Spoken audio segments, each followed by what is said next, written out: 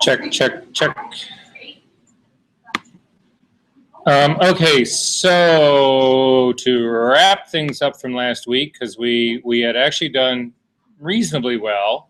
Let me get rid of these guys really quickly. So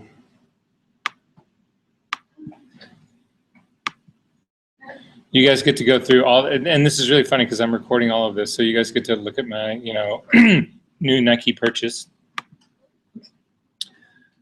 So on the desktop, it was an LOR. It was these guys right here. Ultimately, what you should have ended up saving to your desktop was the Excel spreadsheet that was our equipment rental. And also the actual Excel spreadsheet.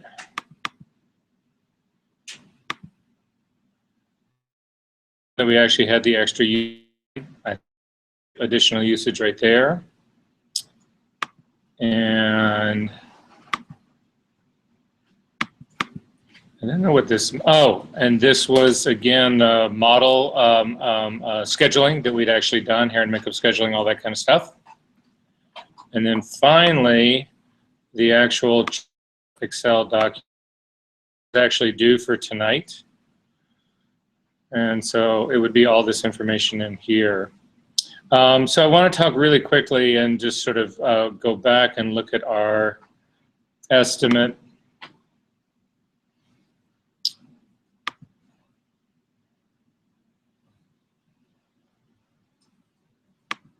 The Excel spreadsheet. So there's a number of different things. So again, this would be how I would actually do the bid. And I would put it in, and I would, again, anything that sort of was driving me to the high end, I would probably stay there, but I don't know that I would do anything like this was totally outrageous. But I would probably keep it, I would probably be hammering at this thing pretty hard as far as this. The client coming back to me, and this is typically the way most negotiations work. How many, do you guys negotiate? Like if somebody says, offers you a price to do something, do you counter offer and offer in a lower price? Or do you guys just say, okay, fine, yeah, I'll take that? It depends. Oh, okay, on what? If they're like, I don't know. On if you think you can take them or not? Yeah. You think you're more, okay. Well, so how do you do it? What do you do? Okay, you're going to hire me to do a job. No, you're going to hire me to do a job, and you say, what's it going to cost? And I say $10,000. What do you say to me? Okay. And then I would say, welcome. We're glad you're here. No, I have no idea what that is. Typical, and this is typical of negotiation that I've witnessed and been a part of all over the world. Typically what happens is that if people want to get into negotiating anything, they will counteract with a 20% drop in whatever it is.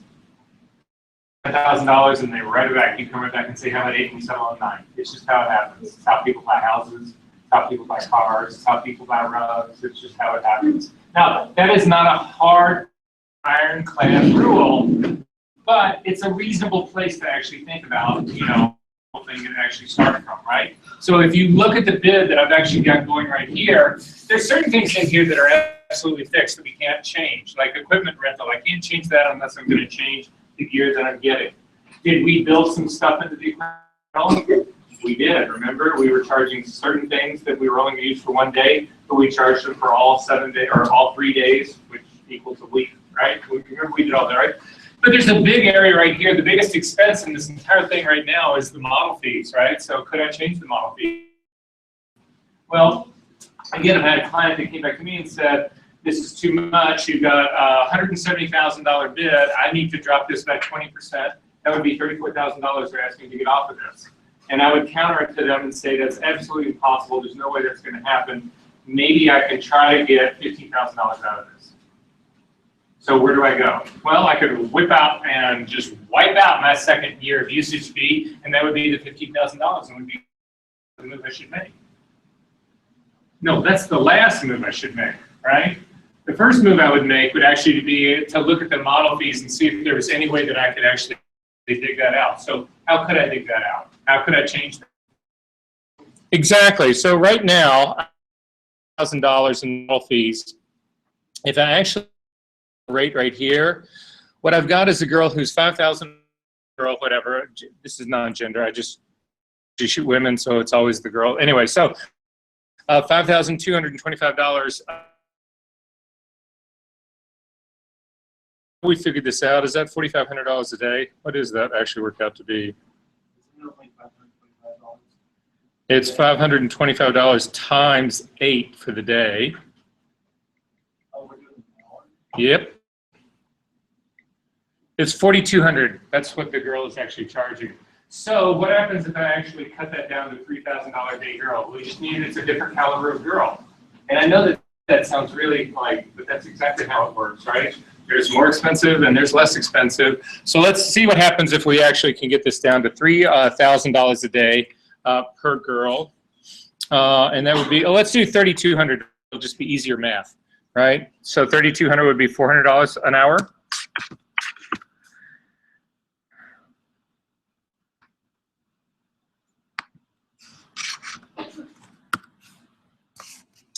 So now if I do it, I went from 170,000 to 154,000. That's $16,000 off and we're done.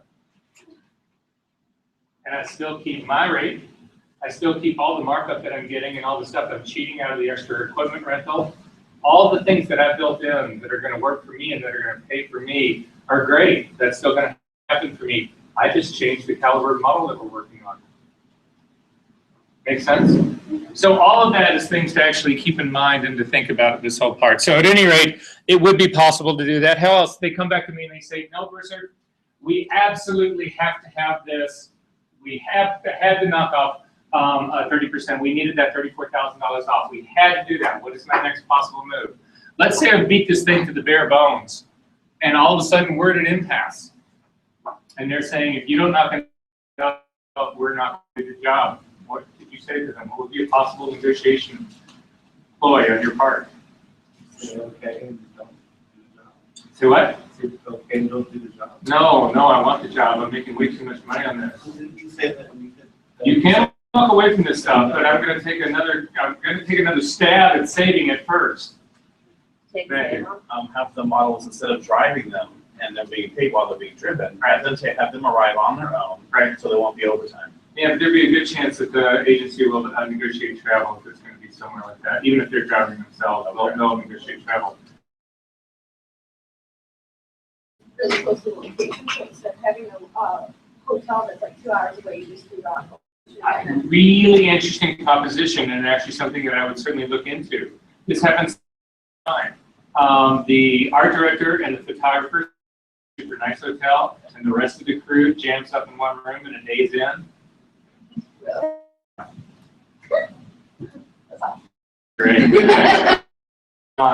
Yeah. I'll be going about doing that, right? But the truth of the matter is, if I really look at my hotel stuff, what we're really looking at here, have we even figured in hotels for this? We did. I just tried to remember. Oh yeah, hotels right here. Is the hotels at $7,200. So even if I got it for free, I'm still $7,000 off. Well, even if like they were on Right. because they were on location. Right. That would make it. No, all these things will begin to add up, right? But I'm looking for the bigger thing that I could actually possibly do. Negotiate and make the shoot like 4 days instead of 5. That would be another thing I could do, but that's ultimately going to eat into my bottom line as well, because it's going to be less money for me, and that's not necessarily what I want to do. Although it's going to be the ploy that I take. Yes. What about the extra equipment you rent out? Maybe like $10,000. Yeah, again, all these things go into. I could probably get 1,000 here, 2,000 there. I might actually get to that point. Something I would really sit down and try to figure out. However, the first thing that I would probably try to do is say to them, do you really need the second year of usage? Are you overbuying your usage? And the truth of it is this. If they don't need it and they have to spend money on it, they're going to be angry at me for overbuying what it is they ever bought. And so I'm not going to really have a good relationship with them. What I'm doing is I'm actually splitting this $15 out, this usage, additional usage right here. I'm pulling it out of the whole equation, and I'm saying, look, That's what it'll cost for you to use these pictures for an entire second year. Your first year is going to be $140,000. Your second year is going to be 15. And all of a sudden they start looking at it as two separate things, right? Oh, for the first year I'm going to $1,000, and the next year I'm going to get the same thing, and it's only going to cost me 15 grand. Okay. And you bill them at separate times. You bill them for the first usage. Right now, you can bill for the 140, and then a year rolls around, and they still want to use the pictures, and you send them a bill for 15 grand. You still get the entire thing about it, but you've made it much less painful for them. Does that sort of make sense? Still smoke and mirrors, but it's, again, it's what negotiation is all about, and how to present this, how to educate them. Does that make sense for going with all this? Okay, so there's a couple of last things that we actually need to get through on all this. We talked about permits. So how many people actually looked up a permitting process for Miami, Florida? So we can all do it right now. So I need everybody to jump online really quickly and go to new. And I'm going to do a Google search for photo permit Miami Beach.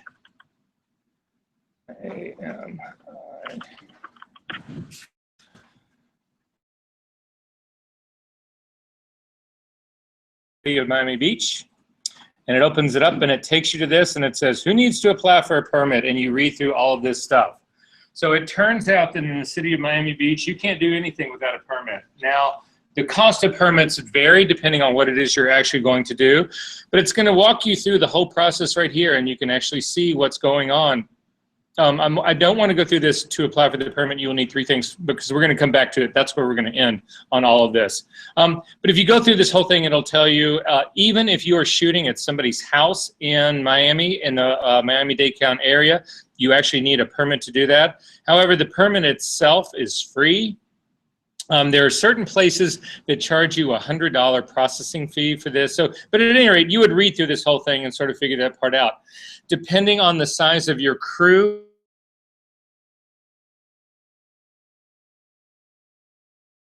in charge of traffic control. I've already told you this, and this is actually true of every city in the country. You can actually have streets closed off for you. And they're very forthcoming about doing this kind of stuff for you. And it usually doesn't cost, like in the city of Chicago, you can have entire streets closed that are reserved for you. You don't have to pay the city anything to do that, but you do have to hire police to manage the traffic, and you have to pay those guys. And you will see links to all of this. There's a website that's for the Chicago Film Department that's no different really than this part that is right over here as well. So at any rate, if you go down and you start looking through all of this stuff, you'll actually see, especially I'm going to look out under links really quick to see what else is open here. I think there's someplace on here that actually has the forms. Yep, this is the off-duty, because you're hiring off-duty policemen. So if you click on what I ultimately went to was the forms link on this guy, open it up. There's a number of things that we're going to need that are off this page as well. We've already talked about a number of them, but one of them that you are going to need, again, if you're going to close the street and you need traffic control, is an off-duty rate sheet. This is the rate sheet for a policeman and what they actually cost. And you'll see this is the rates right here. You'd have to, again, figure out, so this is going to be something else you're going to have to add to your estimate here, is the cost of having police on the job. Are you going to get the police officer, the sergeant, or the lieutenant? In my experience, the higher up the chain of command you go, the better off you're going to be. But at any rate, just throwing that out there. So all of those things need to be taken into consideration. Let me go back to this really quick.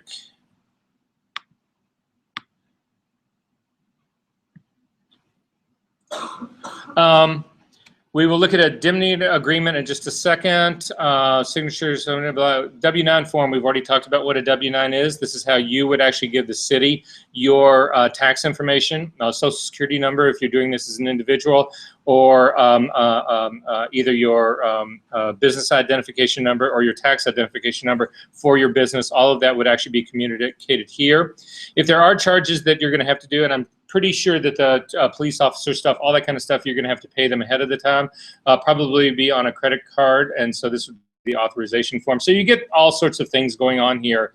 If we go back to the very beginning of this,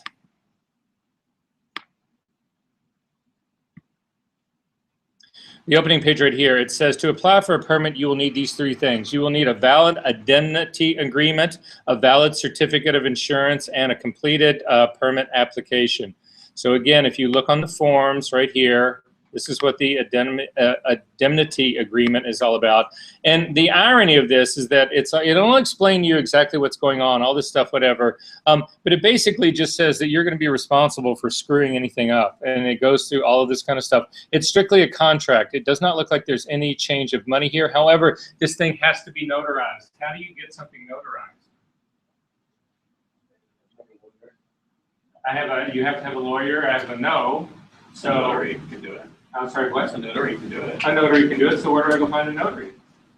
Banks can do it. Any bank in the country, a bank officer will be, they'll have a notary at their bank. So any bank is where you go. Any Kinkos, for the most part, you can also, there'll be notary in a Kinkos or any sort of like coffee place. So all they are there to do is actually state that they witnessed you signing this form and that you indeed are the one who's signing the form, because you're saying that you're going to be liable for anything that you do, that you indemnify the city of Miami. Somebody gets hurt, a building's burned down, the crane falls and kills somebody, whatever, it's all on you.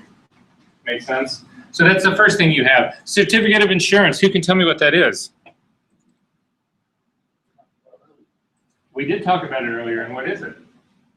Well, once you have insurance, you have to get individual, like, I don't know how to explain it exactly. You have to get like an individual thing that says specifically for the person or place you have insurance, right? It actually, ultimately, yes, you're actually right in an almost way. Ultimately, what it really boils down to is it is proof of insurance. So let me see if I can find that certificate again really quickly.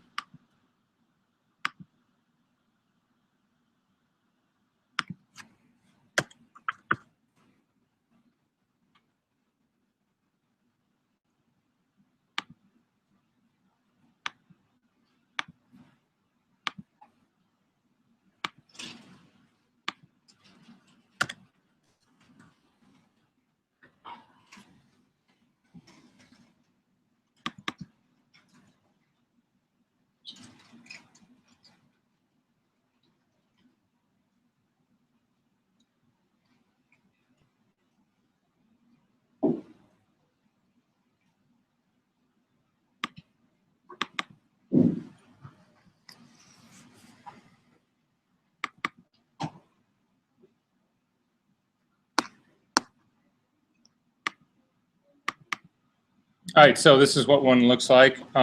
Again, you need to have insurance.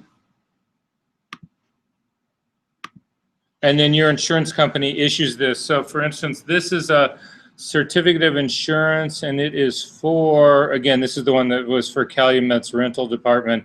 And it goes through and it actually demonstrates, it's saying that you actually do have this sort of liability insurance. If you look at back again at the requirements that are on the website, you will actually see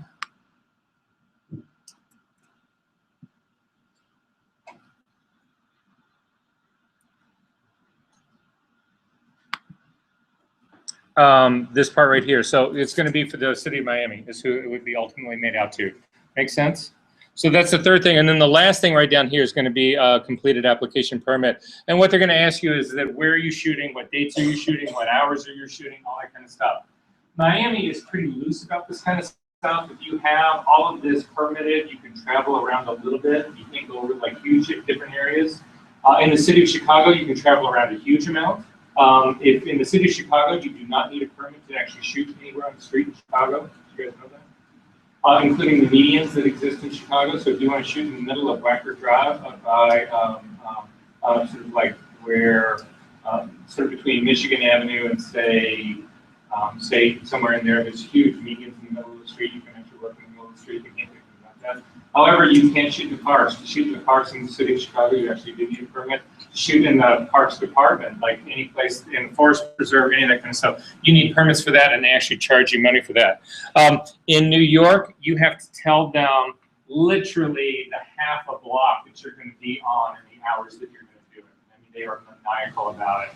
So it's just something you got to keep in mind. So for you guys, the day that we're going to spend, let's see, we're doing a day on location, right?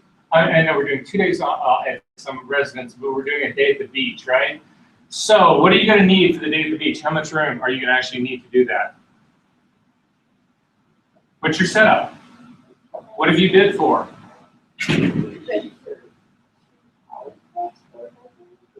I bid for a fucking RV. Where am I going to put that? I'm not really worried about a power pack. I can kind of nestle that in next to my car. But I've got an RV coming, and how many cars do I have coming? Well, I've got the equipment truck. I've got at least another car with me in it. I'm going to throw in another 2 or 3 cars for, there's going to be one for the local assistant. There'll be one for the art director. There would be one for, so maybe I've got 5 cars and an RV, right? And then once that's spread out, what am I going to have? Am I going to have a place for catering? Am I going to do a clothing prep outside? Is that going to happen outside? What's that? How much space do I really need? Well, how many parking spaces does that take up? Well, right now, by my count, we're at least 10 or 12. Is that a street? We're getting close to it, right? All the above, you got to put that in your mind, right? So you go to scout your location. There is no street parking. What do you do? Well, I'm reading the beach, you can drive on the beach. You can't drive on the beach from Miami Beach. Daytona. Oh, Daytona. Yeah. But so what do? Then you start scouting out for the nearest parking garages or the nearest parking lots. Have you put parking into your estimate for doing that? No. So all of a sudden now you've got to come up with that, and that's an additional cost, and you're already on the job. You didn't realize that there was no parking where at the beach that you wanted to shoot at, but now you do, and it's going to be an extra $500 a day. When do you bring that up to the client? Say, I need an extra $500. Yes. Well, it's on the website we're on, it says that you can park on my. Oh, well, saying, what does it cost? $150 per day. Is that- First day is free. And is that per car? Yes, it says that the vehicle is essential for the production of Right. the RV. Right. For example, so Right. probably put the RV. Right, right. All I'm trying to say is that this whole working this out on paper doesn't end when you just come up with this initial estimate. It's got to continue on down the line. So all of a sudden now, you guys thought, well, just come on, a quick bid, I'll $15,000 a day, I'll just send them that. They want 5 days, $75,000. Sure, I'll put in the bid for that. I'll never get the job anyway. All of a sudden you do get the job and it really costs $140,000, and all of a sudden, yeah, it can so happen. So anyway, I'm just trying to point this out to you that, again, I've said this to you guys and I've said it my entire life. If somebody would pay me to do the estimate work, I would do the photography for free. So at any rate, that gets us through the whole part of this. Are there questions about what this whole part actually looks like? This is what an actual permit looks like for the city of Miami. Again, you simply download it off the forms on this site. Again, you would figure out how much the off-duty cop would be if you have to have one. For a small crew, they do not require one. For a larger crew, they absolutely do require one. And I always say to them, well, what's a small crew? They don't say. No. Is a small crew 5 people? Is a small crew 10 people? If you're looking at film crews, is a small crew 30 people? So at any rate, you would, again, have to know all that kind of stuff, because all of that's going to have an impact on ultimately your bid. Yes? You know, anything under 10 people would be a small crew, but I haven't had under 10 people on location in as long as I don't remember the last time. Uh-huh. Yeah, when shooting in New York, we would do 2 and 3 motorhomes. It's just crazy. And the more expensive the shooting gets, the more people that are there. You know, I've been on jobs where there's been 4 art directors, 3 creatives, 4 clients. The less clothes women wear, the more clients are there. It's true, lingerie days, the photographer can't even get in the studio, so anyway. Yeah, you would think. Okay, are there questions about this? So this is the material that I need you guys to turn in, and whether some people have already turned this in, some of you guys could have turned part of this in last week. I need everybody to turn all of this other stuff in. I need you to find the permit that you need. I need you to find all of that kind of stuff on here that they're saying that you would actually need. I need you to send me the complete package that proves to me that you actually went through this whole process in madness, right?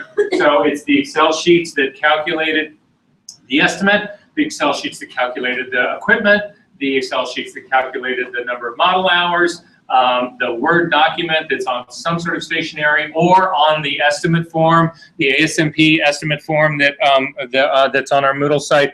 One or the other, you got to put all that stuff together and drop that. You've got a week to do it. Yes.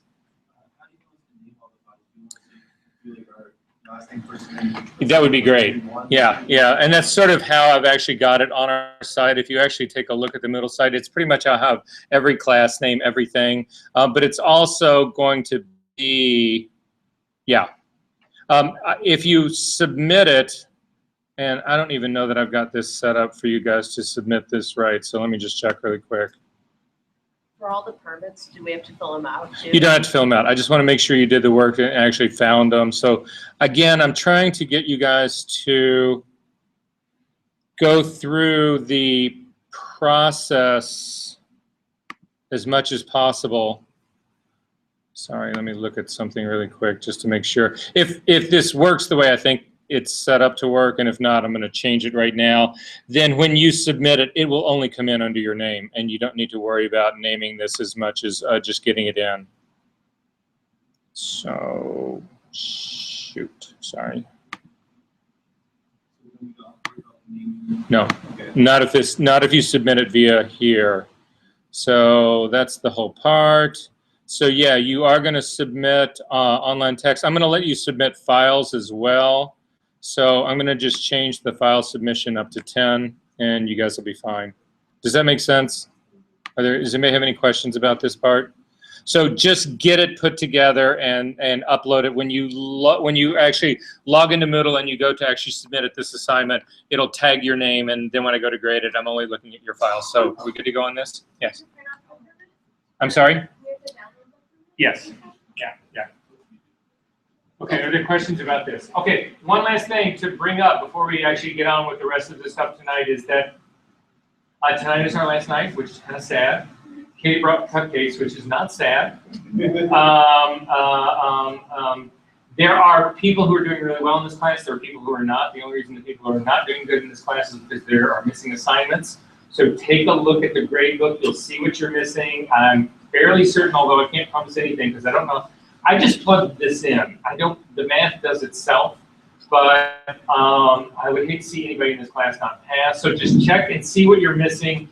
Get me something in before the end of this week, and there's a good chance you will be okay. Like I say, I can't promise or swear that most of you guys are doing really well, though, but I just want to throw that part out.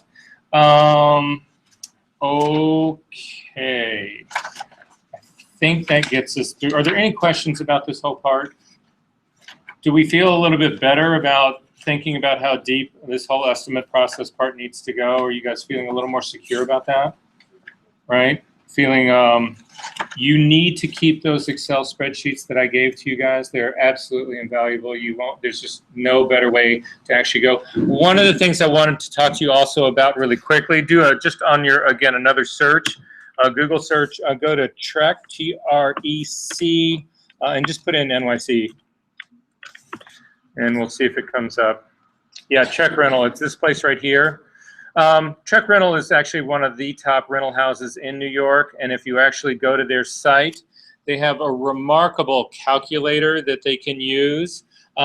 So if you want to, for instance, the numbers that are in the calculator for equipment that I gave to you guys is, what is going on here? It says this site may be high. You see that? No, I don't have it yet. Under the Google part, yeah, it says right here. This site may be high.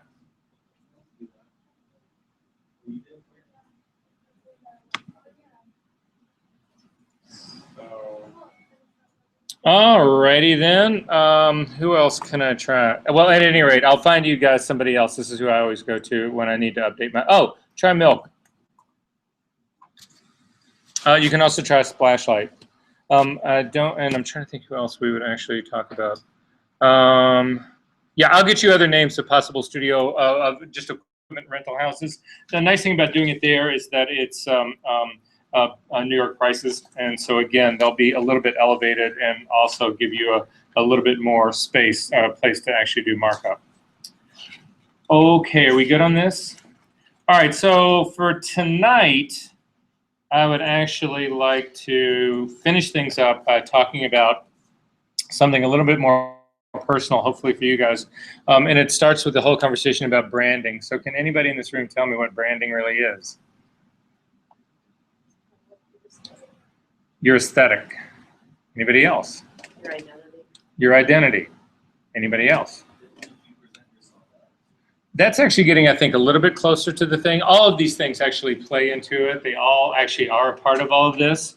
I'm going to give you a brief sort of an idea of what I actually think it ultimately should encompass. But when you think about doing a photographic shoot for somebody, you are presenting, number one, you're presenting a service, right, and a product. They're going to come away with, you know, photographs that you made, blah, blah, blah, all that kind of stuff, right? But isn't it also an experience? Right? So if you were to hire me to shoot, I'm going to give you one sort of experience. If you were to hire Zach to shoot for you, that's probably going to be another kind of experience.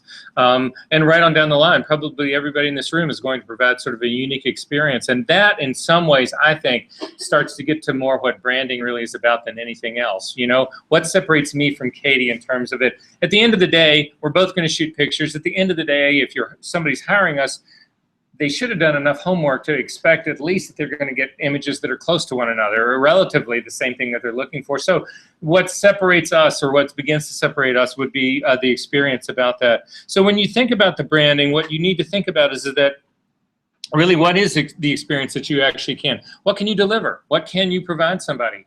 That whole thing. Are you the person who can provide them the hysterically funny environment where everybody just has a grand old time? Are you the person who gives the sort of like really cold, sort of like removed, calculated environment to make pictures in? And not that either one is necessarily better than the other. I mean, when I talk about really cold and calculated, people think, well, God, that's really off-putting. But that's exactly the way I think of Irving Penn. It's incredibly cold and calculated and precise. So don't let those, whatever those terms are, don't let them necessarily strike you as negative right off the top of the bat. One of the best ways you can do to help sort of develop, because that's what we're going to try to do tonight, is really help you guys start on the road to really develop your brand. But it would be things that you use to describe your work. So how do you describe your work? I'm going to ask you to do that in just a second. So don't start quite yet, okay? I'm going to ask you to do all these things in just 1 second. So, but the other thing that you need to think about in doing this branding part, because people usually think of branding in just sort of like one direction. So me as a photographer, I'm going to establish a brand, and then I'm going to try to market it to as many people as I can possibly market it to. And the truth of the matter is that your brand itself, that identity, will actually resonate with some people, and it will not resonate with other people. So for me, if I come off as the really cold, calculated, scientific, precise, exacting, white coat, button down, that's the kind of photography that I do, there are people out there that are going to love that kind of work, and they're going to respond to that. There are other people out there who do not want that shit at all. They want warm and fuzzy and cuddly and cute and all that kind of stuff. That's not who I am. So it not only has to do with me presenting who I am or my brand is it also has everything to do with narrowing down the client base so that you do not waste your time as a cold, calculated, scientific, precise photographer marketing to the warm, fuzzy, cuddly, cute people. Does that sort of make sense? So it's not just helping you define who you are going to, how you're going to sell yourself. It also helps you radically define who you're going to market to. Because one of the things that you guys have, I think, in front of you right now that should be a little bit daunting is that who the fuck do you do this to? Who do you try to sell to? Who do you approach? Right? Well, you approach the people that are likely to hire you. And if you don't know who you are, then there's really no way you can figure out who you're trying to market to. Does that sort of make sense? Okay, so with that, I'm going to give you time to think about this. You can write this down. You don't have to. But I'm going to go around the room, and I'm going to ask you to give me 1 or 2 sentences and tell me who you are as a photographer. So I'm going to go first to give you guys some idea of what I'm looking for. You don't need to actually do this, but we did this sort of at the beginning of this class, didn't we? The very beginning of this class, didn't we come up, wasn't there that whole sentence that it was sort of the fill in the blank part is I am a photographer, your elevator speech. That's what I'm actually looking for. Do you guys remember that exercise? Doesn't that seem like about 5 years ago? Yeah. Did the whole beginning of this class? Yeah, I know, 5 weeks weeks ago, but it's to me anyway. All right, so okay, here's mine. I'm a fashion photographer who's able to spot trend and consistently translate that into clever, compelling imagery on time and on budget. That's who I am. So I'm going to give you 5 minutes. Write down whatever it is you want to write down. Don't worry about getting this all tricked out. Do it from the heart right now. Don't worry about big words. Don't worry about all of that. But do something that's sincere.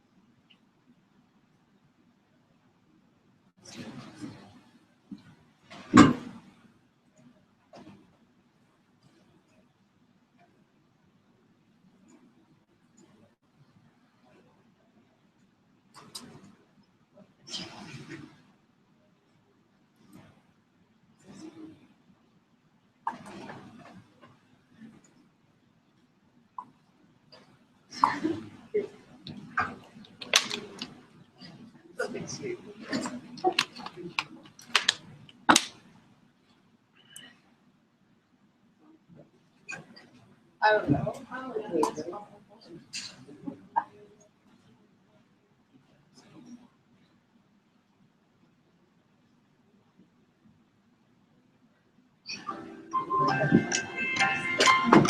Yeah, am I supposed to say that? I don't know.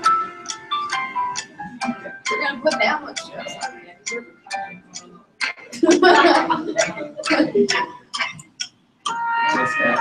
Oh my god. Oh, and listen, we're saying that everything. Took me 3 hours, you guys. 3 hours. Yeah, that's Right? I was gonna go back tonight and do it at like All right. 7 in the morning tomorrow. Are we sort of ready? I'm never. Oh, come on. Come on. Life is about. So we're just going to start and go right around the room. Zach, what do you got? I'm a editorial photojournalist capturing clean, precise, and important images of newsworthy and everyday people, places, or things in a timely and efficient fashion. Perfect. Matthew. I create hauntingly beautiful and sexualized fashion images which grab the audience's attention in a new way. Just keep going around and down, yeah. I'm a fashion lifestyle photographer whose passion is to see the beauty in everyone. My work is to do the outdoor and I use a lot of color for my shoots. Perfect. I'm a nature photographer who strives to showcase the beauty in the world that's around me. Perfect. Fashion photographer with the dreamy and aesthetics, and shoots are always hands on and positive attitude, and eyes are beautifying the world. Documentary footage journalists with a key at lighting and atmosphere. Portrait lifestyle part of capturing and enjoying the view. Great. That's okay. Yeah. I'm a commercial photographer that takes detail and simplicity and makes everything that I want to shoot. I'm a portrait photographer with a simple life and I do Great. I'm a fashion lifestyle photographer focusing on capturing moments of life in motion within a still image. Great. I'll start with you. Again, I'm a fashion photographer with over high-end and create unique. Good. I am a commercial photographer who specializes in shooting. I can provide a clean, clear-cut shot to showcase the product. Great. I photograph fashion beauty with creative twists. My images are things that construct in my head and bring to life. Even though my images make beauty, I like to have a good time as well. I'm a music photographer who creates vivid, exciting images in the hopes that people will see them and feel like they were there experiencing it themselves. Oh, I like this. I like all of these actually really good starts for this, okay? So but we're going to see if we can't trick this out just a little bit more. How many people feel like they really just told me the truth? Is this what you are or what you want to be? Both. Actually, Jenna, we didn't hear yours. So what was your, or did you just run out in a timely fashion? No, just kidding. Did you do your quick little, yeah, so what is it? For our directors, really approach Jenny is a beauty product content, the state is set up on my product. The product is in the space we can I use on the Great, which is exactly, that's kind of a twist on what you had done at the very beginning of this class, right?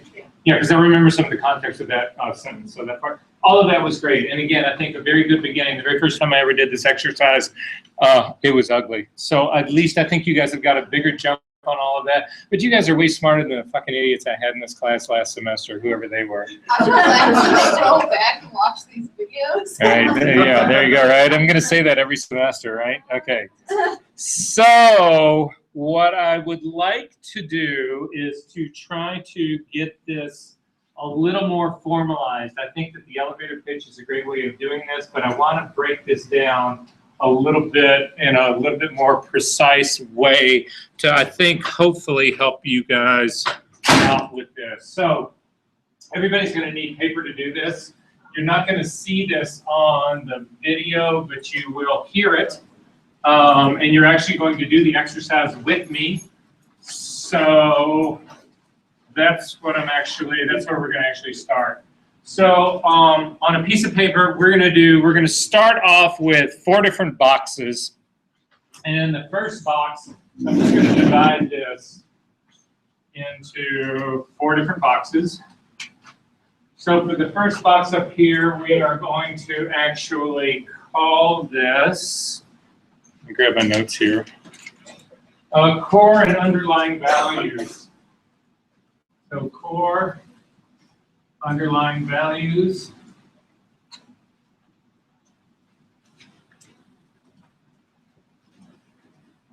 In the box right underneath this, we're going to call this a tone and expression.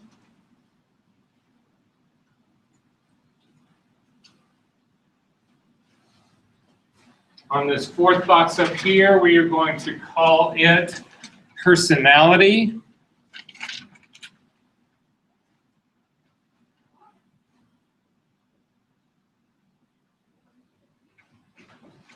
And finally, on the fourth box down here, we're going to call this distinguishing values, DI.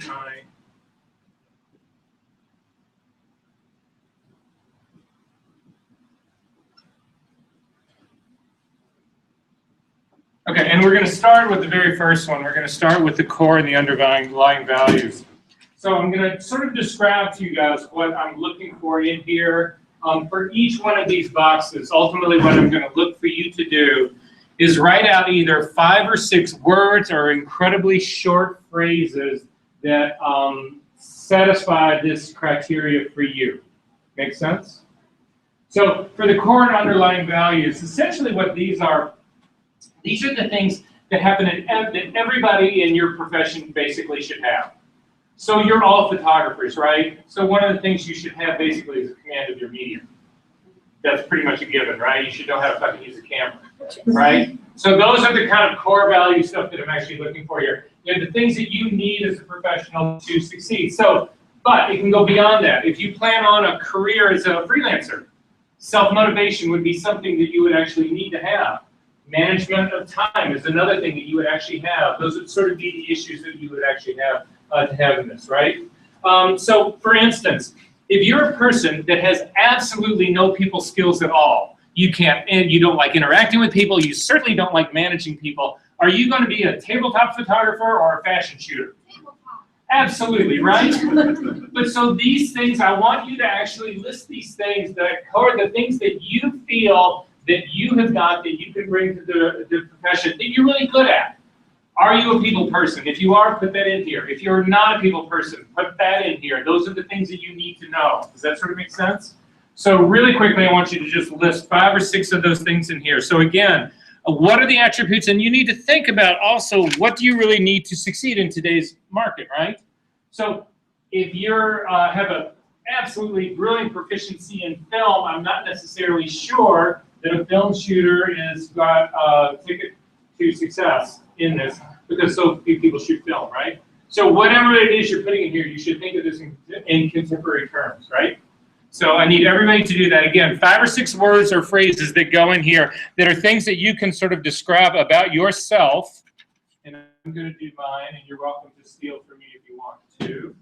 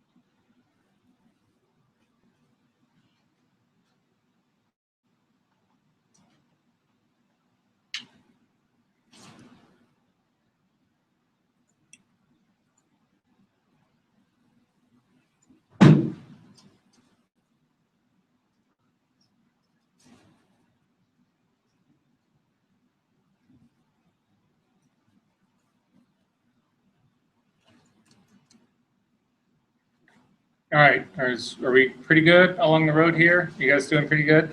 Okay, so that's the first thing. So tone and expression is where I want to go next. So for tone and expression, what I want you to do is I want you to think about how you present yourself. And so what I actually mean by this, a lot of this has to do with physicality. So what are people's first impressions of you? Are you the person who wears a black t-shirt? Or are you the person who wears an Armani suit? What do you project forward about yourself, the way that you actually dress? Again, when you're doing this, you also need to keep in mind, this is maybe not you as a college student right now, this is you out in the professional world. How do you want a client to perceive you? How do you want them to react to you? So some of the catchphrases that you could use in this, and they're not obviously all going to apply. Do you come off as businesslike? Do you come off as corporate? Do you come off as casual? Are you avant-garde? Are you confident? Are you sophisticated? Are you fashionable? Are you trendy? Are you conservative? Are you casual? What are you? Outward. So I need another 5 or 6 terms for that. Just words or phrases. Say what? Only 5. Oh, only 5. Yes. But only the 5. Yeah, right. Exactly, right? Is this supposed to be like looks only, or like how you talk? No. Again, certainly how you talk could actually be a part of it. So again, it is their impression of you, not your personality. We're going to deal with personality. And so I'm looking for outward right now, okay? Why?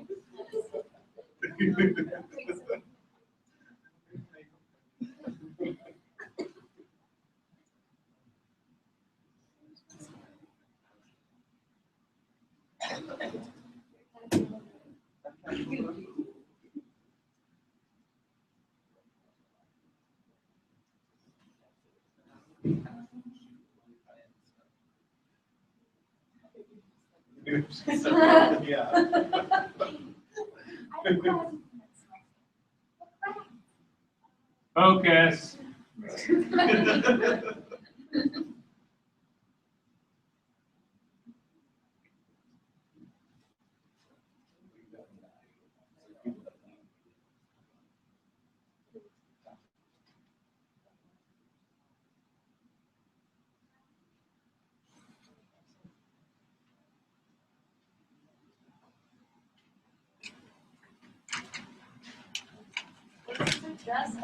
Okay, so for me, I was casually sophisticated. I dress confidently. I'm narrowly defining my fashionability.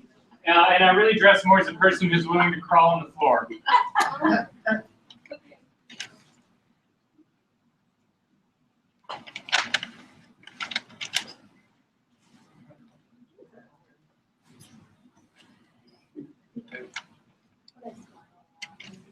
Here, since you guys actually know me this well, there's one more I got to put in here.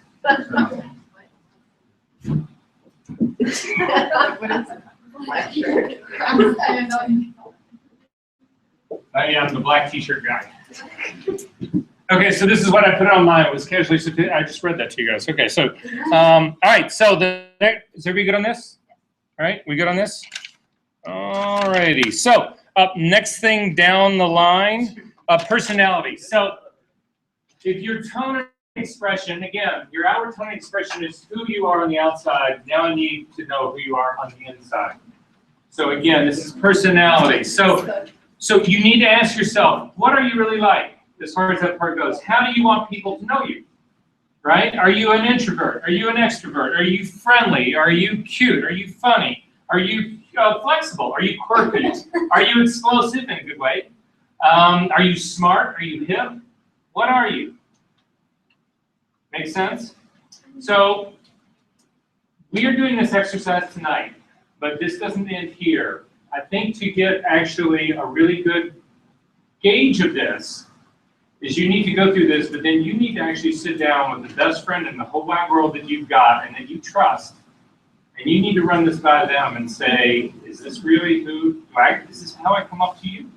Somebody who will be honest with you and say, you think you're hip? You're not. Are you claiming that you are? Okay, but another thing that you need to consider in this, and again, because this exercise goes beyond tonight, all of these categories can actually include things that you aspire to be, that maybe you are not right now. Do you want to be hip? Well, maybe that's something that you do aspire to, and if that's the case, then that automatically sets up a goal for you to actually work on. And then you say to yourself, okay, my goal then is to, okay, and I watched my wife actually do this. I watched her. She started out as a fashion model, and fashion models can get away with wearing absolutely the most insane, nothing clothes in the whole wide world. They show up and you think they're the delivery people. Not that I have anything against delivery people. But as time went on and she became a hair and makeup artist, it morphed into something else. And as her clientele got more and more expensive, the way that she had to dress and the way that she had to be perceived and her language and everything else had to go right up the scale with it. And so now she has an absolutely exorbitant wardrobe budget every year. But I have seen this work 1,000 times. Those clothes not only make her look really good and make her really happy that she can go out and buy all that stuff, whatever, but the clientele that she's working with responds to that. That is who they want working on them. Does that sort of make sense? So it can be aspirational. It also has to, it's a direct tie again. Who do you want to work for? Because you need to take that into consideration in terms of how then are you going to present yourself, right? So if you want to go work for Crane's business in Chicago, chances are you're not going to show up dressed like I am. But if you want to go shoot for, again, CS Chicago, you could easily wear what I'm wearing right now and get away with it. Because that's what they'll expect, right? So part of this is you, part of this is, again, who you aspire to be. Make sense? Yes? Again, I would never wear a suit and tie, that kind of stuff. I do wear suit and ties, though, to meetings. So I do show them that I am that kind of person. I don't hesitate to go to a dinner with a client or a wrap party and actually dress so much nicer than when I walked in. And I'll bring the clothes to actually do it. But it is absurd to think the way I shoot, because I am literally, I'm on the floor most of the time, that I'm going to do that in a coat and tie. It just isn't going to happen. And people know that about me. So again, at any rate, that's what. But if you're Victor Skrybnetsky, you shoot in a coat and tie. If you're Irving Penn, you shoot in a coat and tie. All right, so we good on this? All right, so has everybody gotten, okay, wait, I've got to put in my personality cards. Come on, I'm doing this with you, all right? Okay.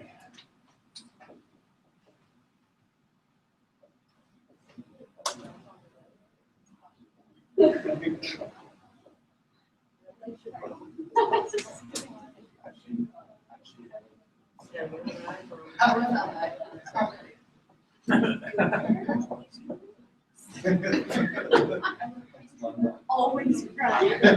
Modest. Yeah, modest.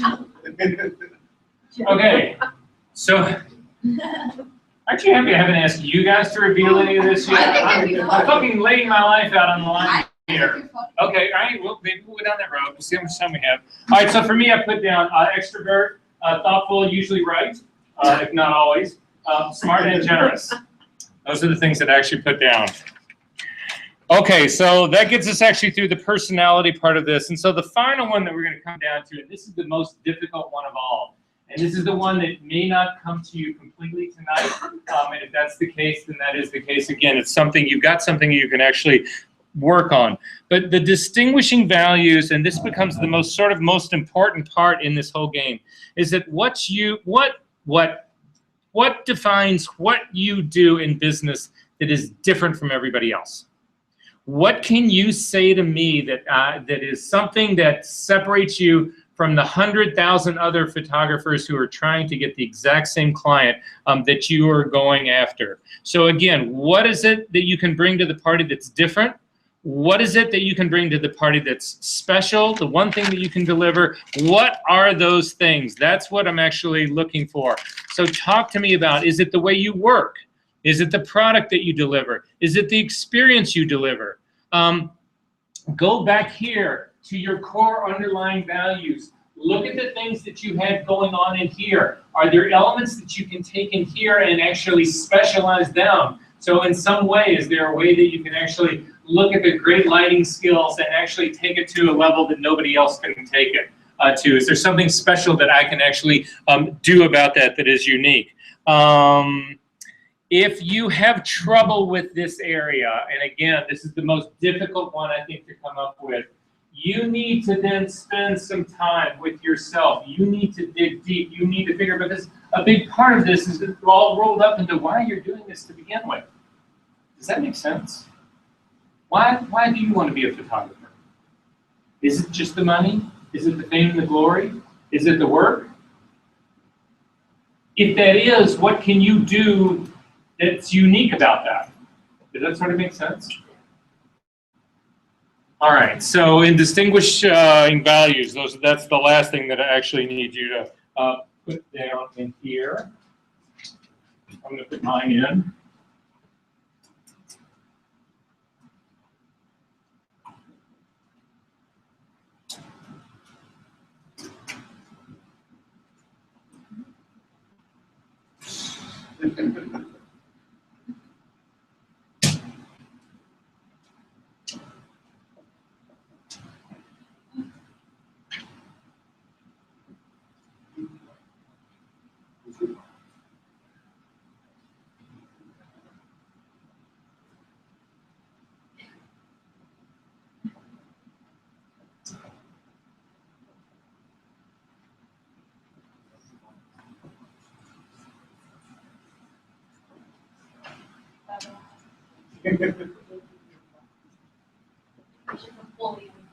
I know. I didn't ever go.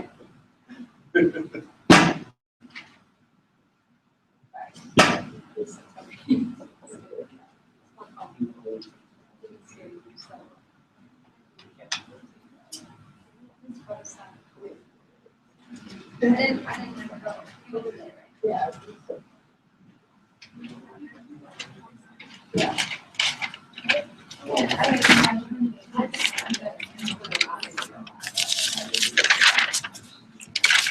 All right, so how do we do on this, guys?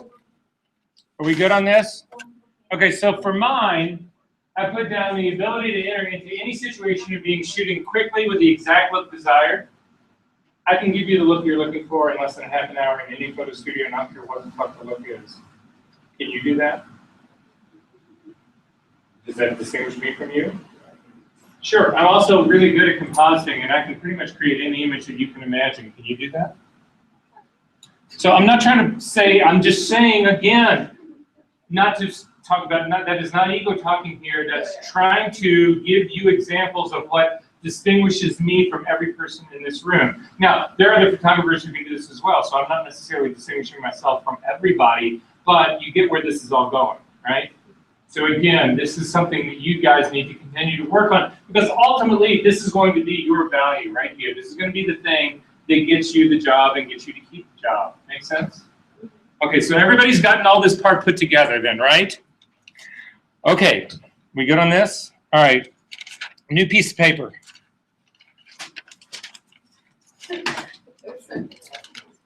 And I'm gonna see if I can drag a board in here really quick.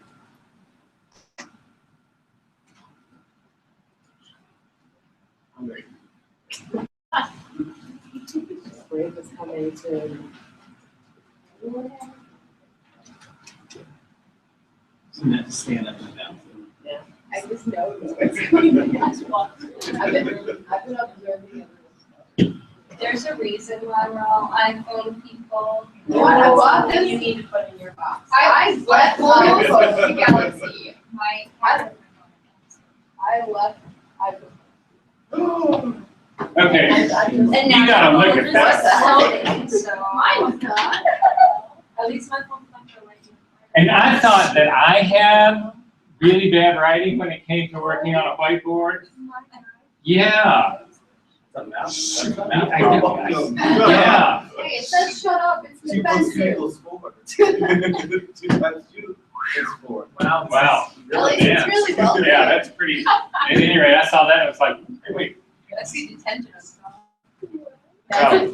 On the other side is just like normal shit. All right. So anyway, I almost hate to erase this, right? So here. We definitely need to save that for somebody else. Professor. This side actually has some interesting shit on it as well. I quickly responded to Jack Daniels. Great news. This clearly must be things that, these are like, okay, things that you like. See, okay, here I am trying to help you guys develop your business. We got people here, they're talking about Fuck the core value underlying. Just give me your likes. Nike, Jack Daniels, Ben and Jerry's. I like the Peace Doritos and Snickers. Snickers. Clearly a watch person, although I got to say, Cartier and Timex in the same sentence are confusing to me. I don't know. All right, are you ready to say goodbye to this? Okay, Seb, it's gone. Okay, so on the next piece of paper, I need you to actually draw. I need you to put an X in the paper that actually divides your paper in half, top to bottom in half, and left to right in half. So just a big cross like this. Okay, what did she say? Like plus Okay, so on your big cross here, like this, focus people, focus. We're actually gonna get out of here early tonight, I think. Well, we're not getting out early, we're gonna have a cupcake party at the end of this, and then we'll see where we land. Okay, so at the top of this cross, I want you to put the word soft. Focus, soft at the top of this, hard at the bottom. On the left-hand side over here, I want you to put warm.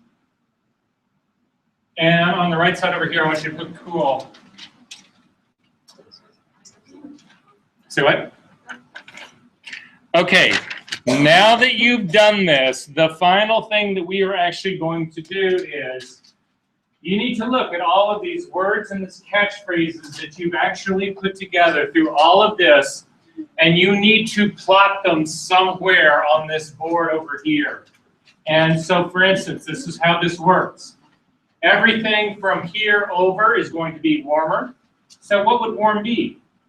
Well, humorous would be warm to me, right? That would not be cold. So humorous, if you put that on there, would be somewhere over here. However, would humorous be soft or hard? So it would be soft. So again, humorous is going to probably come over here somewhere like this. This is not an exact science, but you get the general idea of what's going on here, right? What would calculated be?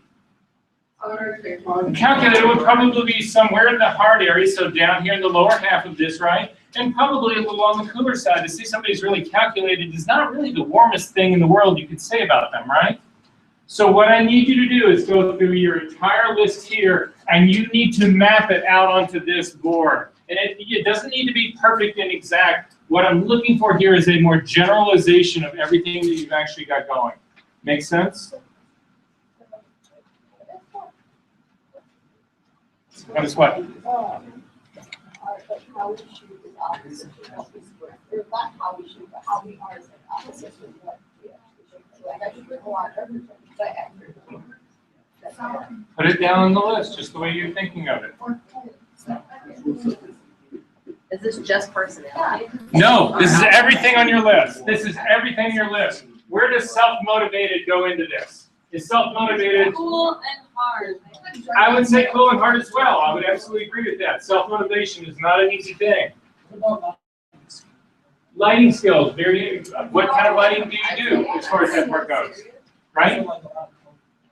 A lot of colorful stuff. That just strikes me as warm. But then is your lighting really hammer hard, contrasty, flash, kind of that stuff? Or is it really warmy, fuzz, softy, glowy, that kind of stuff? So again, this needs to be more visceral response. Don't try to make it, there's no wrong really answer in this, guys. What I'm looking to try to see is there a pattern in here? Is there something that really dominates? Okay, that's all I'm really looking for. So I'm gonna do this for myself as well.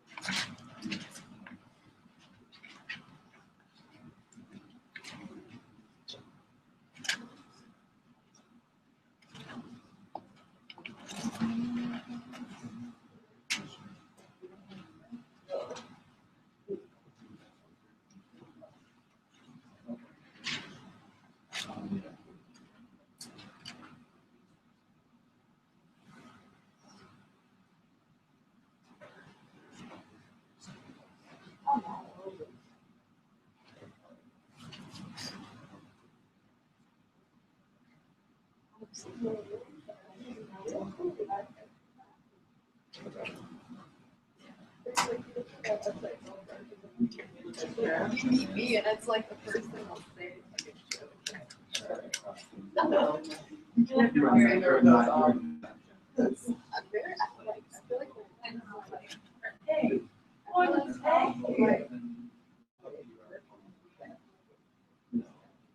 feel like this is how I live, and this is how I am. Look at how I'm dressed. On the day when I'm sitting in my voting, someone came up to me and was like, "You look like a really nice person. Will you take a picture for me?" I was like, feel like, no. she's like, "What good person to ask? Gotta do photography." So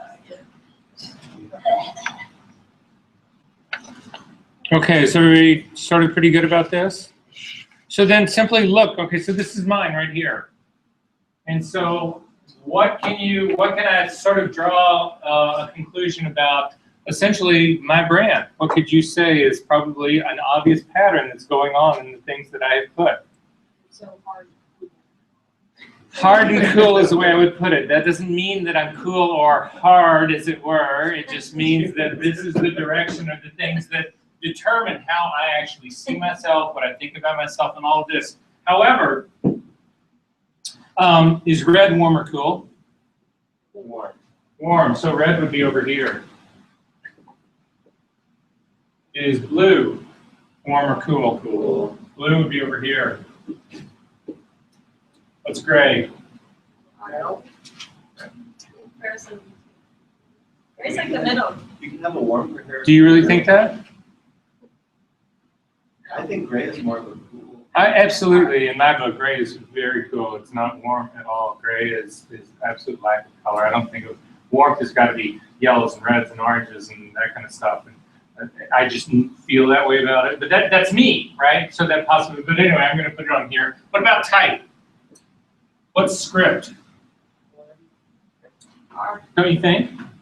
It's script, it would be warm over here. I'm not sure whether it's actually soft, or I would actually put it more, I'm thinking more in this area up in here. It's sort of warm and soft. So that would be script.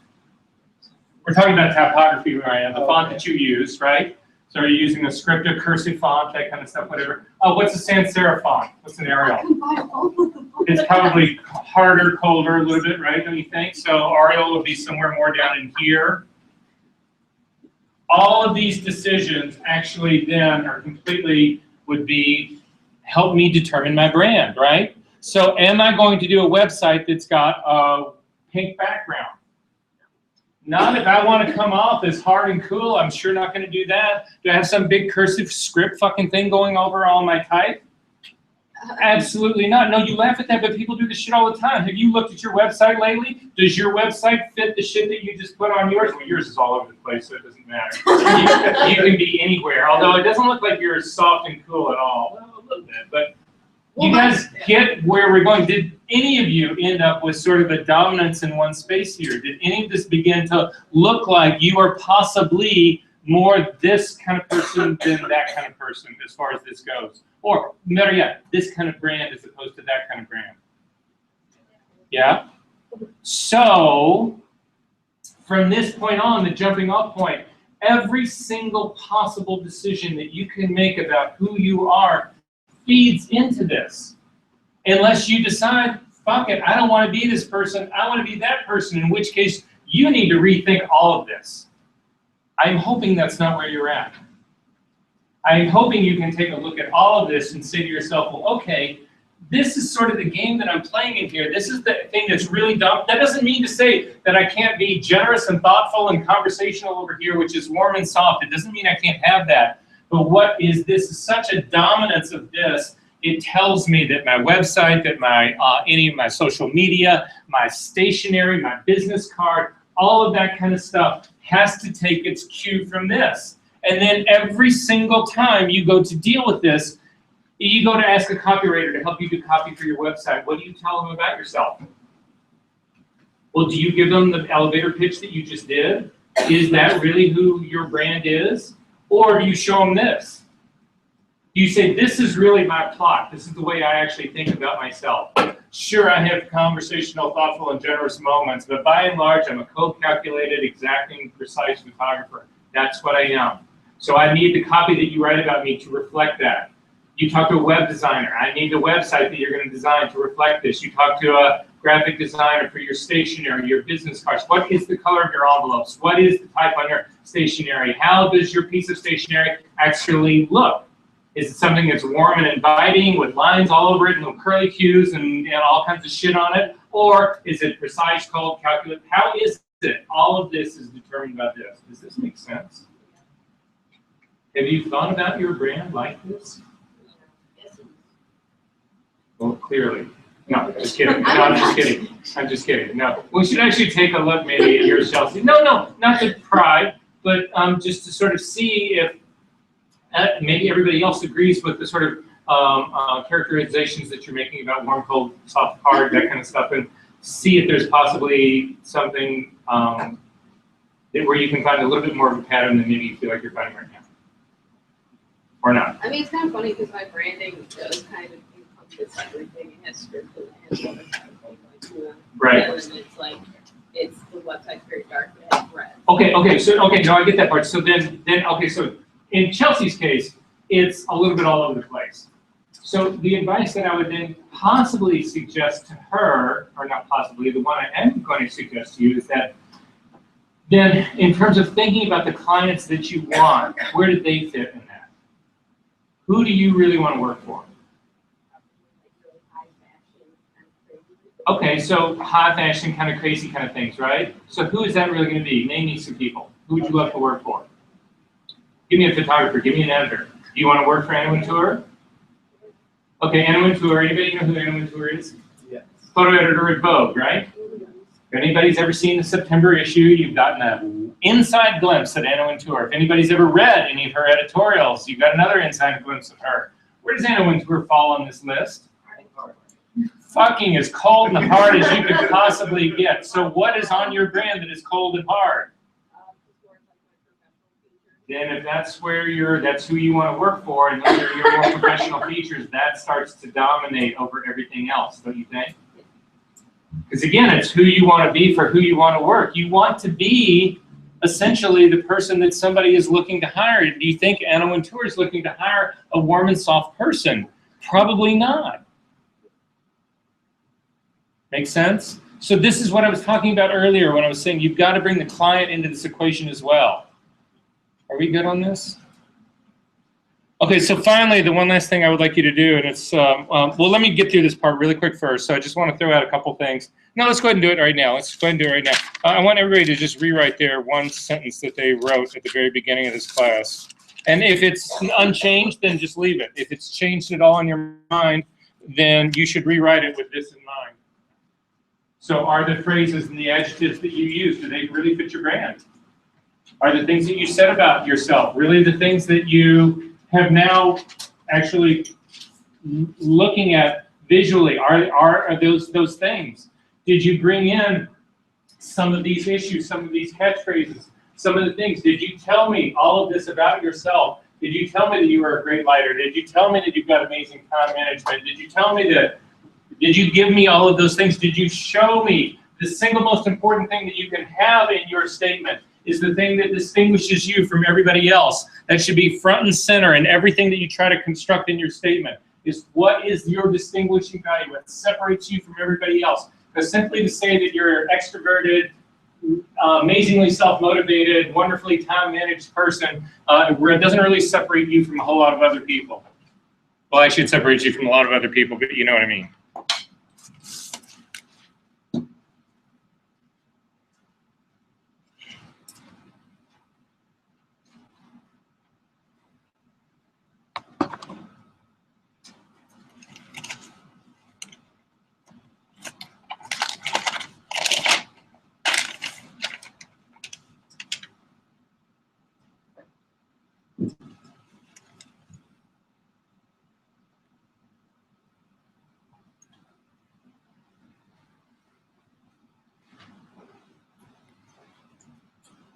Can you read yours again to us?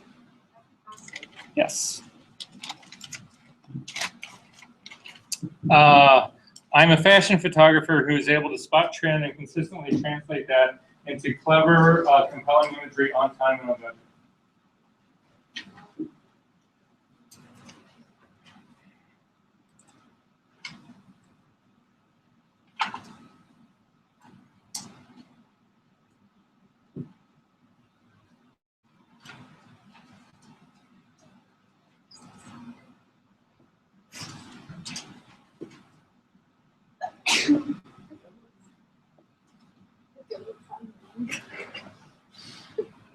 positive somewhere.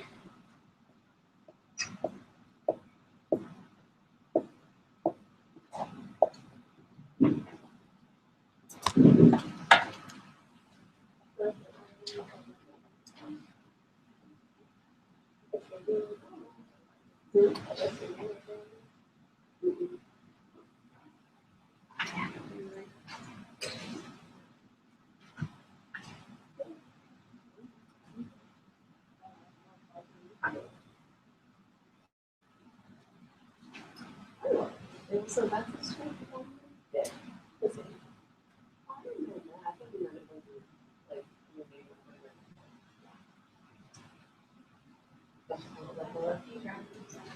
Still, as long as it's on my dad, like, I just like keep on telling him what he wants and he keeps on giving me something else. Or just like, I already hate him, I'm so mad. Well, if you have to do something wrong, you have to do it. You know, I don't know what's right. Next time I go for his body, it's funny. That's good.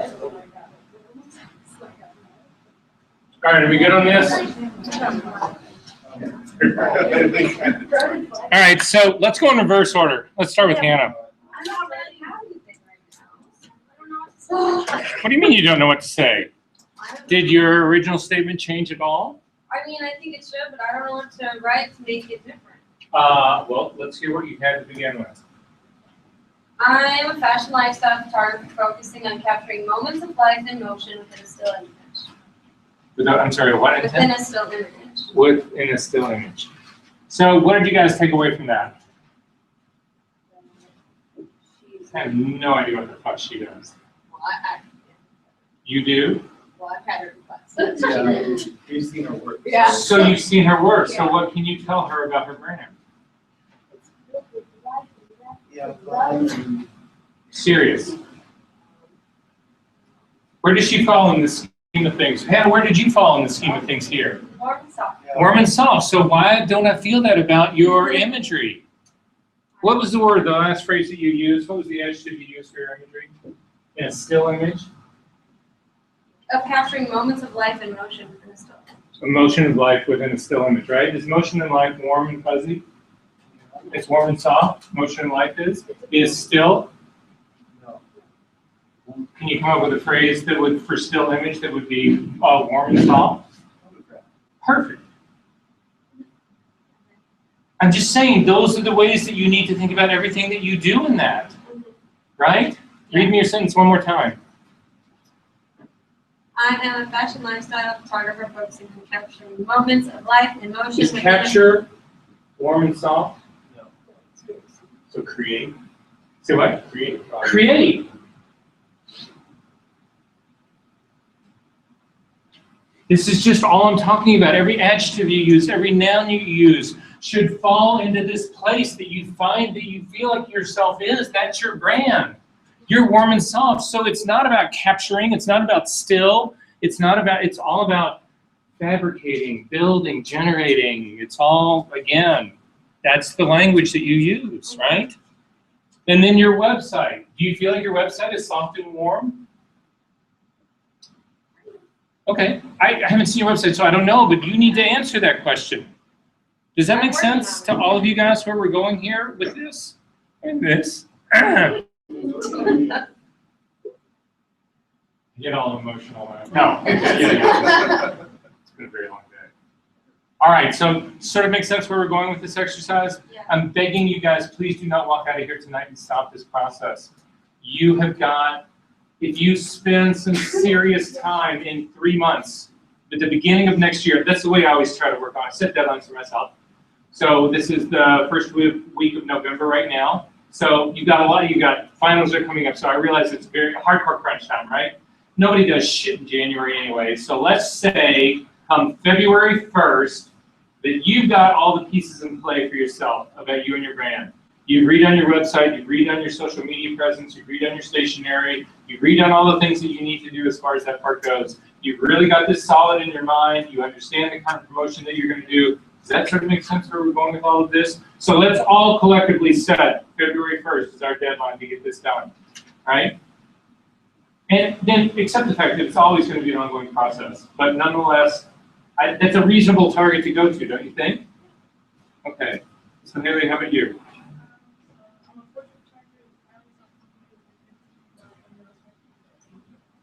Let's do this, let's do this. Do you mind reading a before and then the after? Or did it stay the same? All I added was the highly self-motivated. Okay.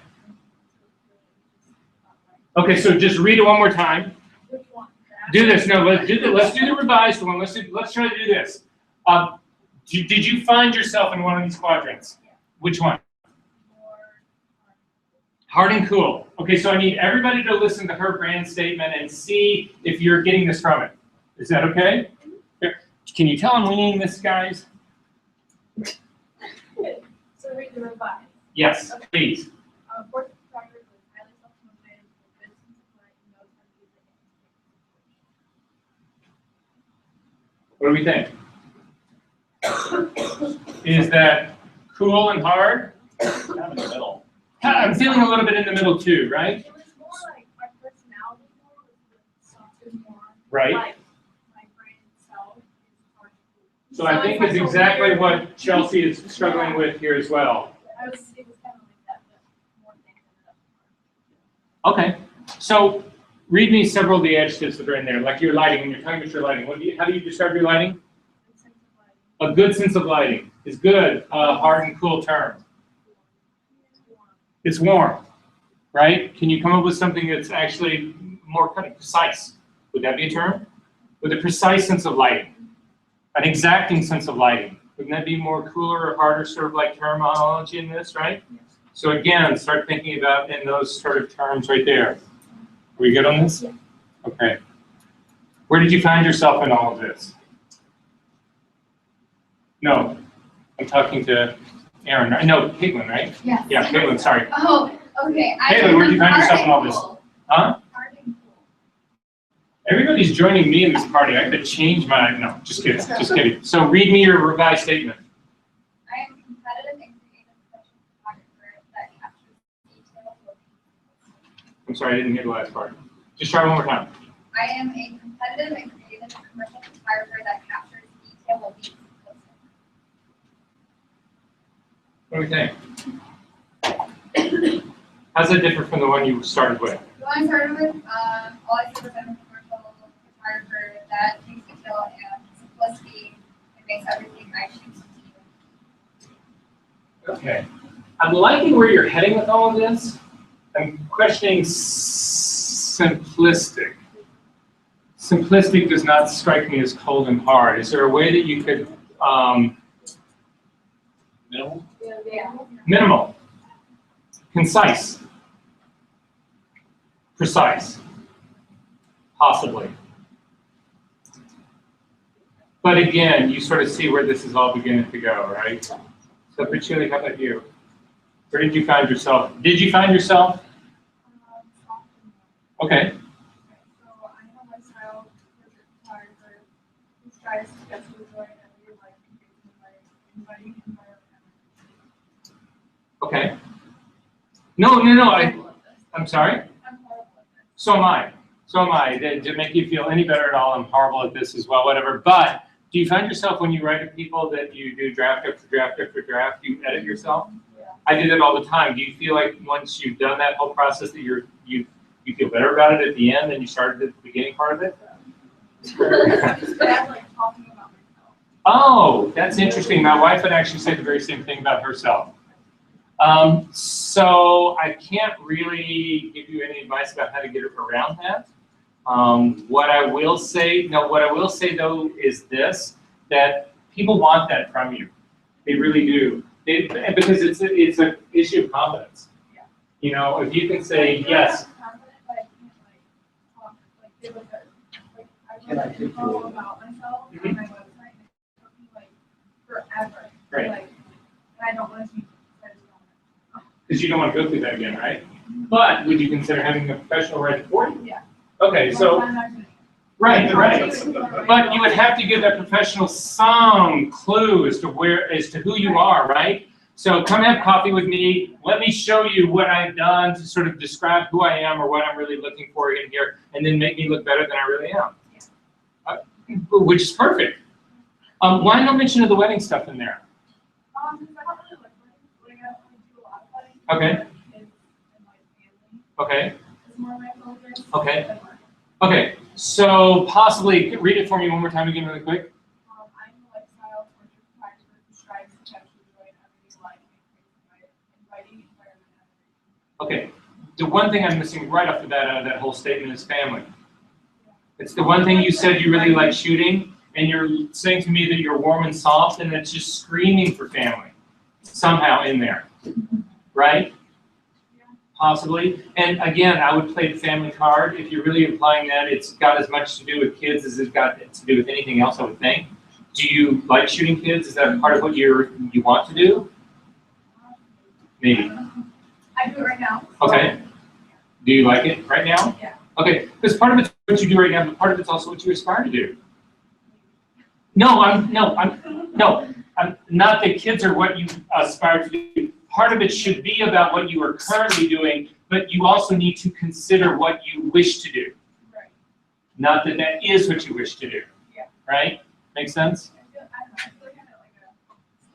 like a Okay. It's what I like to do now. That might change. Which is fine. No, which is fine, because this is an ongoing thing. I mean, it's an ongoing thing. I really thought when I first started working at Playboy that, oh, this is a great gig, and I can shoot nudes, and oh man, I found out that was not true. Well, no, I mean, I can, this is gonna sound so bad, I can grind it out, but it just didn't ever make me happy. There was nothing about it that I enjoyed, and I got that really quickly, and so I changed, I moved on into something else that I really did want to do. And I thought for a while it was gonna be still at tabletop, and that didn't really do it for me either. So, and fashion had always been in the back seat, and anyway, that's where I went. So it's okay. All right, good. So Trent, did yours change at all? Yeah, so it says, I'm a documentary photojournalist bringing my passion and knowledge of color, lighting, and space to all. Great. Okay, and did you find yourself in one of these places by any chance? Yeah. More than one or the other? The warm, it was actually equal between warm and hot. So, Okay, but you're clearly on the warmer side of this group, right? So running somewhere sort of down the middle part of it. Can you read that thing again then, please? I'm a documentary photojournalist bringing my knowledge and passion of color, lighting, and space to all. Okay. Does that work for you guys? Does that put you sort of in his space to sort of feel like here? Do you have any sense of what he really shoots? What do you shoot specifically? Events. So when you say events, what does that really mean? So, I do a lot of activity photography. Okay. Like, shows and stuff. Mhm. Other than that,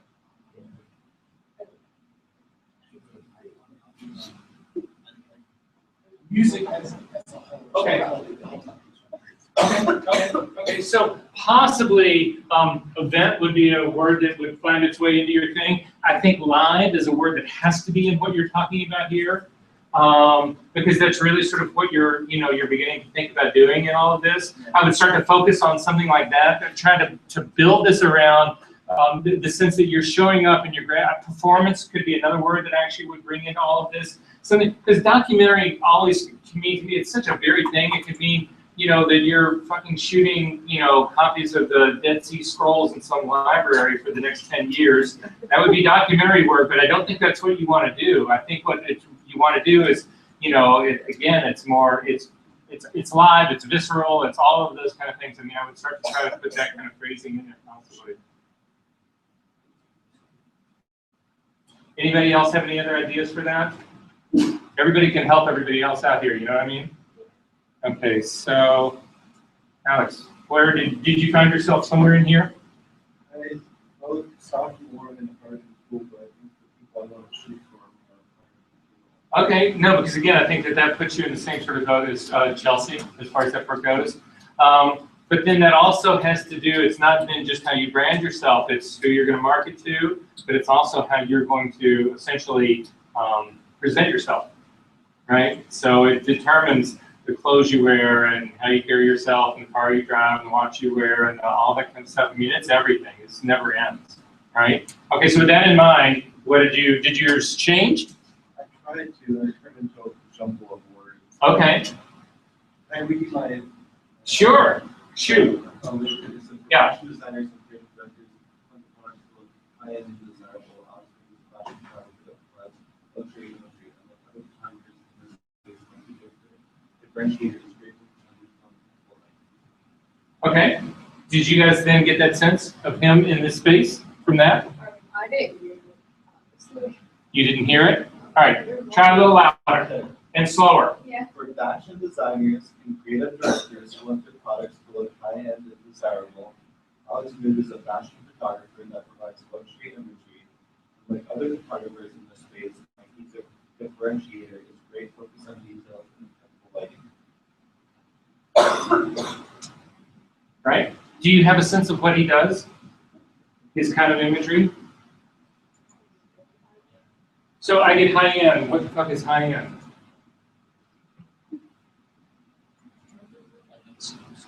Ooh, I like exclusive. That's a whole lot better word for me than high end, I think. Right? Expensive somehow. Maybe the expensive and high end are the same thing. How about haute couture? How about leading edge design? I shoot only leading edge designers. I shoot provocative fashion. I shoot, I don't know. I mean, do you guys, again, we sort of see where we're going here. I'm doing all of this. I'm thinking out loud, and that's never a good thing for me. So, but at any rate, I think it starts to become more like that. Again, I think what I'm looking for all of you guys is to start focusing on a more specific vocabulary as opposed to a general one. To say I shoot high-end fashion, well, fuck, so does everybody else in the world, you know? But I want to know, you know, what you actually shoot. Do you shoot on location? Do you shoot only in the studio? Is yours a minimalist style, or is it a, you know, are you Irving Penn, are you Mario Testino? Do you shoot just one model in this absolutely gorgeous, beautiful, etched out graphic piece of work? Or are you the big, you know, Mario Testino, party on, champagne, let's all get drunk and make party pictures, flash on camera? You know, are you Terry Richardson? Let's all get naked and do the same thing. You know, no, but that's, I mean, I want more of a sense of what you actually do, right? And I think, again, the language that you choose, it's not that I need more words, it's just I need more precise words. Maybe say designer. Say what? Designer. Yes, absolutely, you could. Absolutely. Yes, all the above. I'm just throwing that part out as far as the part goes. Like specifically for him instead of high-end designer.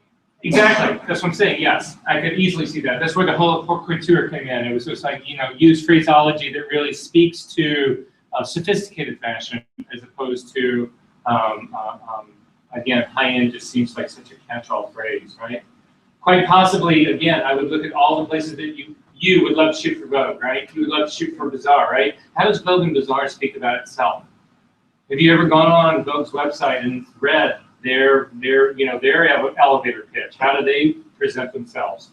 You know, then I would absolutely steal words from them if that's who you want to actually work for, right? So if they say, you know, well, I don't know what Vogue's catchphrase is. Oh, let's just go look. Everybody Google Vogue really quick. Say what? Fashion, beauty, celebrity? Yeah, Alex, do you have any ambition to shoot celebrity at all? Or beauty? Beauty as much celebrity, Yeah. I can see that. But Okay. But I'm just saying, again, if this is who you want to shoot for, then those should be things that are in the back of your mind. Do you start to work on a celebrity portfolio? Do you want to start shooting those kind of things as well to be able to market to those people? You know, when you really think about Mario Testino's career and the reason he got started for them, I mean, he's the person who shoots all the celebrity stuff for them. I mean, he shoots it as fashion, but that's who does it all. Stephen Meisel is not shooting pictures of, you know, Angelina Jolie. He doesn't do it. That's not who he is, right? So anyway, just think about that, right? Jenny. So do you find yourself in a quadrant first? Do I feel like I would say I would never want to pigeonhole any of you, and now that's all I'm doing. I'm gonna say it for she's pulled apart. You're going to say that for her. Yeah. Do you guys, anybody in here else know Jenny's work? Is that where you feel like she belongs?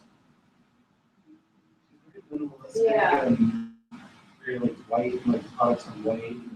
Clean. Yeah, very clean and Do you see yourself that way, Jenny? I don't Yeah, coming up with words. I don't either.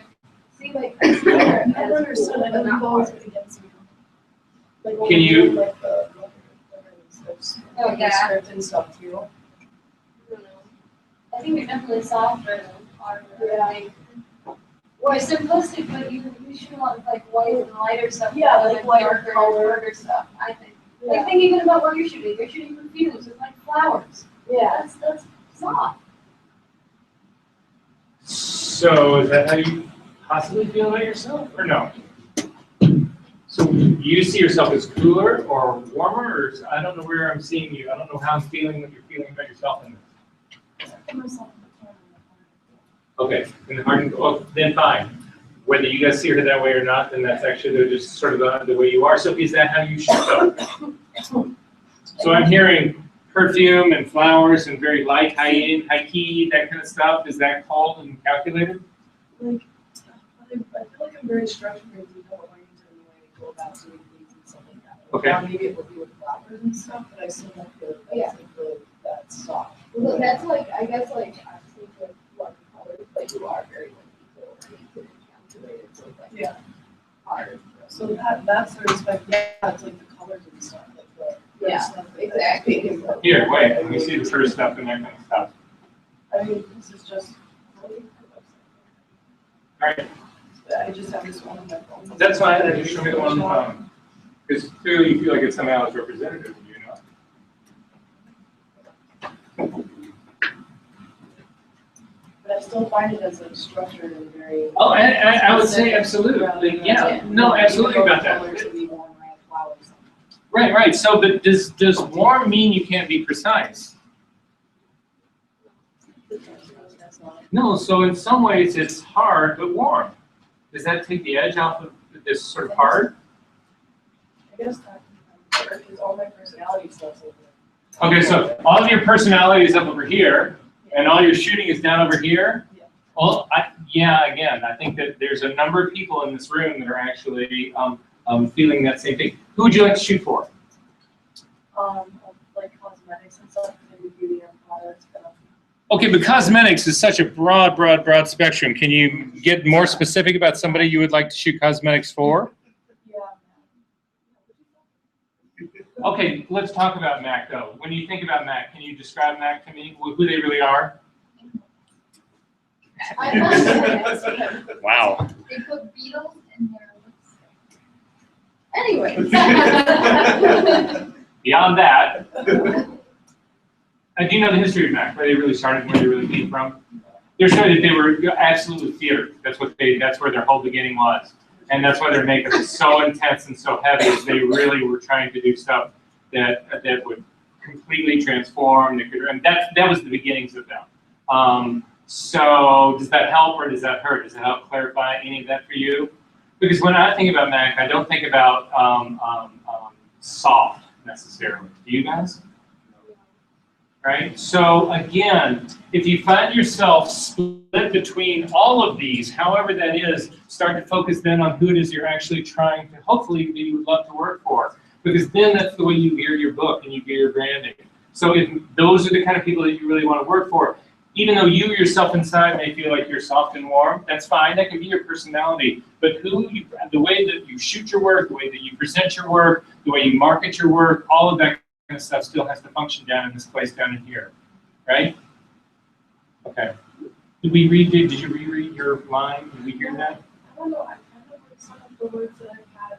Okay. I just don't know if I like the way this is structured. And And- totally want to read through it, but. Which is fine.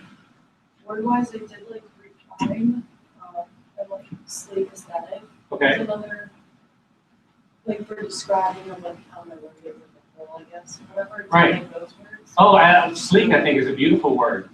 Don't you guys? I think you worry about words like slick, because I'm afraid with slick, people can actually take that and that can go either way for you. Slick can actually be, wow, that's really, that's incredibly slick, or, and I think, I'm very positive about that, or I see that as something that's really sort of, not so much, right? Slick can be sort of deceptive, right? I don't think that would be a word you want to use. But yeah, I like all of those words. Clean, would that be another word that you would use? Again, precise, another possible word that you would use. Would you consider clinical?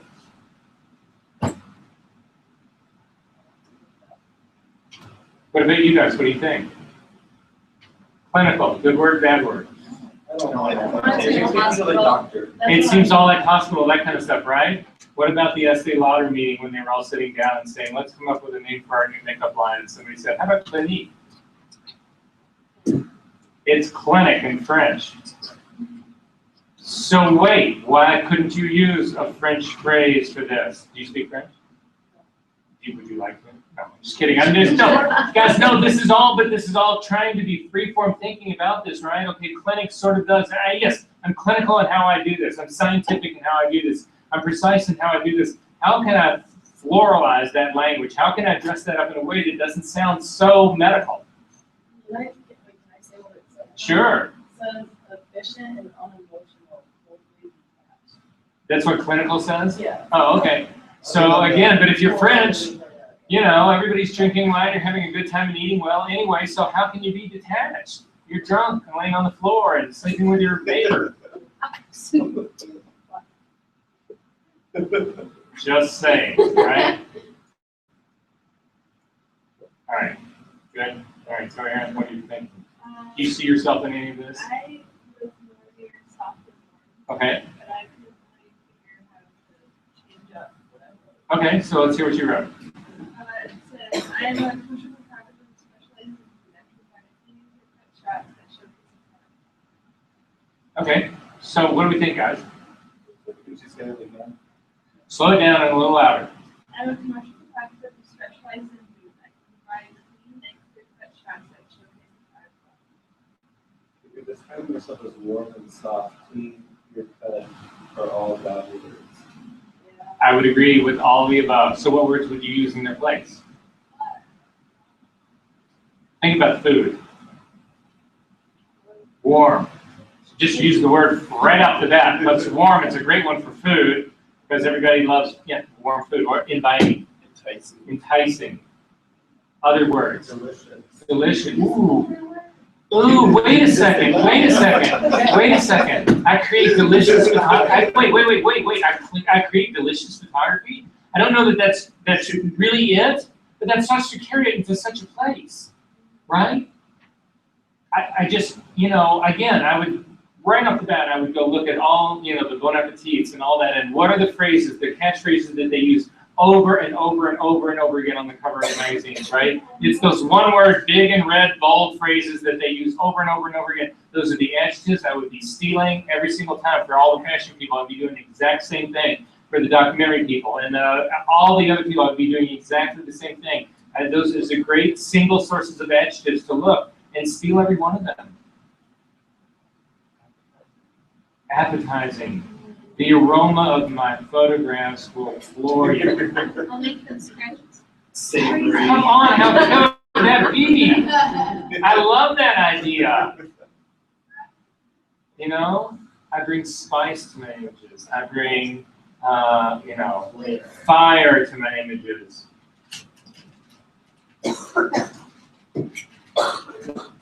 Watering imagery. All the above. No, because that's exactly what, especially listening to what it is you're talking about, that's sort of what you're doing, in a way, right? Which is very different than sort of like modernist cuisine. If you look at any of modernist cuisine, whatever, they are completely different. They are all about science, and they're not about that at all. They're all about getting it to be perfect, to have the perfect texture and the perfect look, but they are not about doing it any other way. They are like in a laboratory, where they are clinical. The stuff that's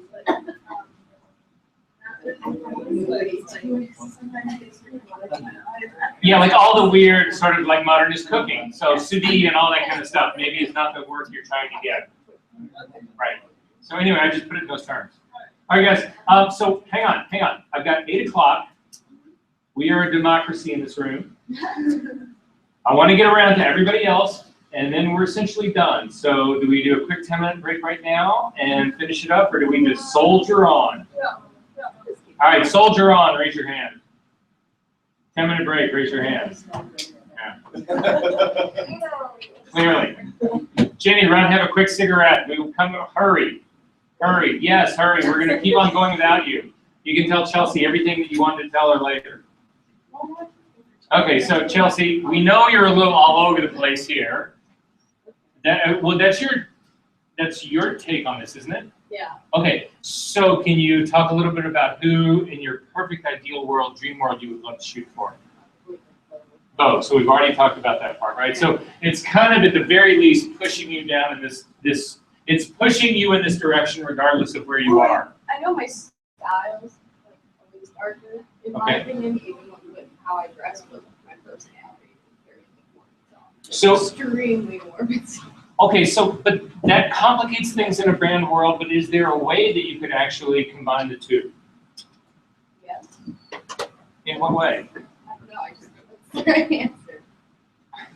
I don't know if that's the right answer. What do you guys think? Well, I don't really adapt with personality, so it's more like I can act really hard and close to people I don't know, but if I know that I can't do more with Okay, but I want to focus probably now more again on the imagery that you want to make and who you want to make them for.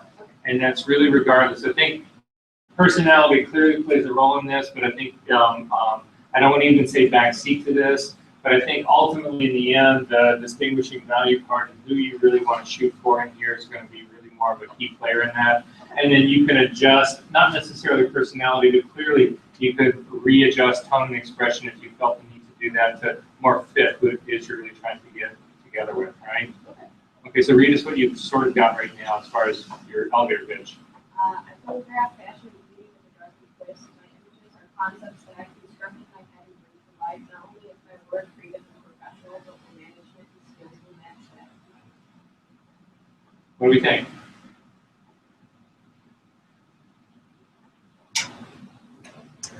Are you guys getting dark and moody out of this? Yeah, well, she said dark twist.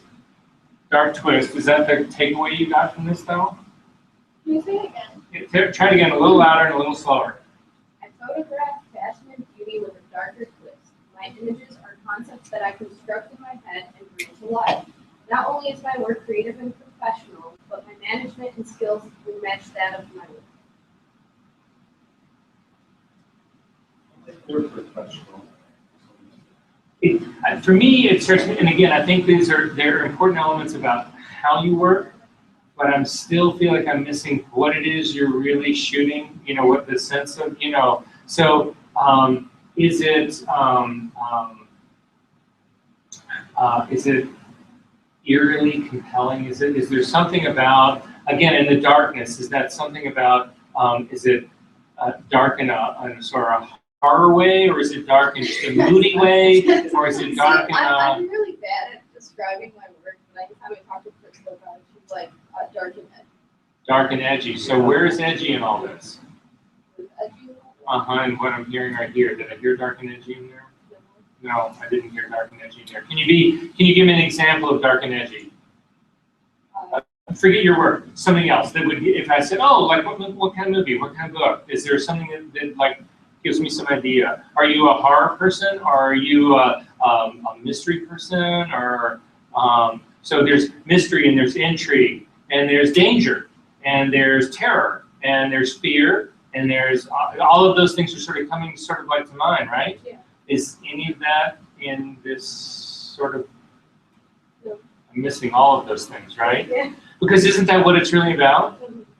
But then again, you want to assure people that you're not going to just come and have some freak show go on, right? Yeah. So there's got to be some way that you can round that out, and you know, it sort of leads me into thinking about things like, well, the way Anne Rice did Interview with the Vampire, how they were very elegantly written, extremely romantic, terrifying, you know, experiences, stories, that kind of stuff, right? Is there a way that you can then build some of that tension in there, right? Without, again, making it a freak show. Say, you know, I'm a photographer who's interested in exploring the dark side.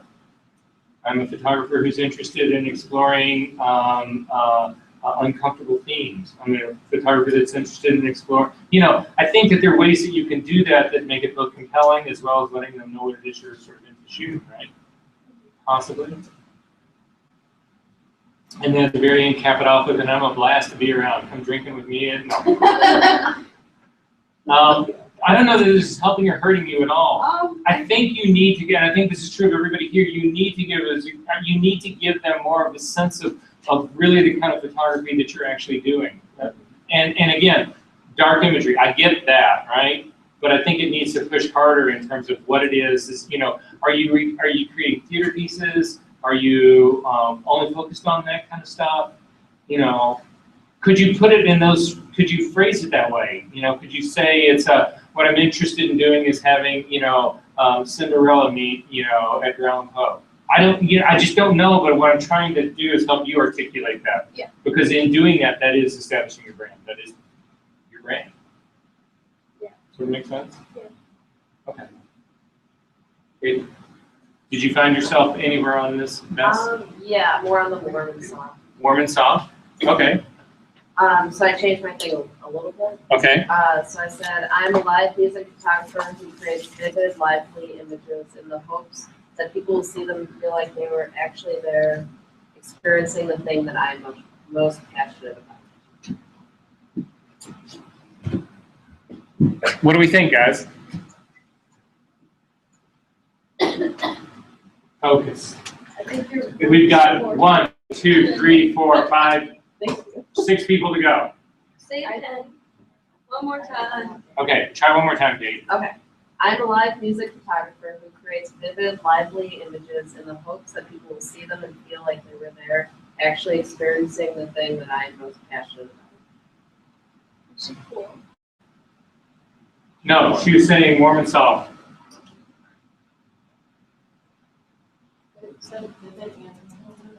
Lively. Yeah. You're colorful. It doesn't feel good. Your Yeah. images are so That speaks to me colorful. about light. That's true. The part at the end is kind of like, fun of, like, funny. Yeah. Like, it's like dragging down. Like, this doesn't speak to me, it's just kind of like, man. No, but I think there's a lot of people who are actually going through the same thing. So let's talk about that or think about that. So music is clearly something you're incredibly passionate about. Yeah. That would come very first up front. Before it was even I'm a photographer, I am a passionate lover of music, and I can translate that experience in my photography. Something on and on and on like that, you know. But again, I think that your passion, because you are. I mean, I know we've talked about this forever. It's what you love to shoot, and you more than anybody I know probably has a firm idea of what it is you really want to do, right? So it's speaking exactly to that whole thing. And I think you're going down the right road by saying that you're trying to somehow bring what you experience at that live event to people who couldn't be there, people who are actually just viewing your imagery. That Yeah, you're it's actually, hard to get that in words. oh, it is very hard to get in that words. So does anybody have any ideas about how you say that? How do you say, I want to translate this live thing into a photograph and have somebody have that experience, have that visceral experience, that out-of-body experience as if they were there?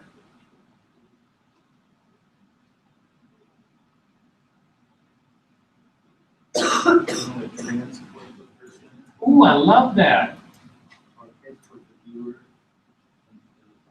No, but that again, the word transport alone is something that she can then work off of. I don't know how the language comes out, but I think that's a brilliant place to go as far as because it begins to speak to what you really do want to do and what you're really trying to do. Not that I would discount everything else in your statement. I think that there's good bones in there. I just think that, again, I think your passion and your magic needs to be a little bit more in there.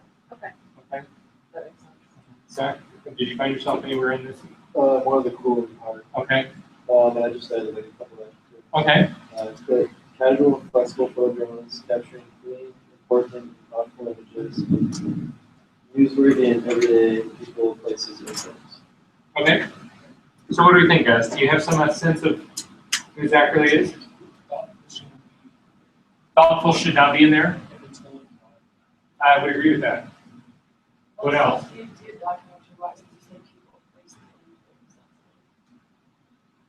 So can you tell us a little bit about what you really shoot? I do like events, like newsworthy events. Okay. Something like that. Okay. A newsworthy event like what? Like Rob Emanuel speaking at City Hall, or? Likely a protest or things like that. Okay. So what could we take from that, guys? Say what? Some of the jar.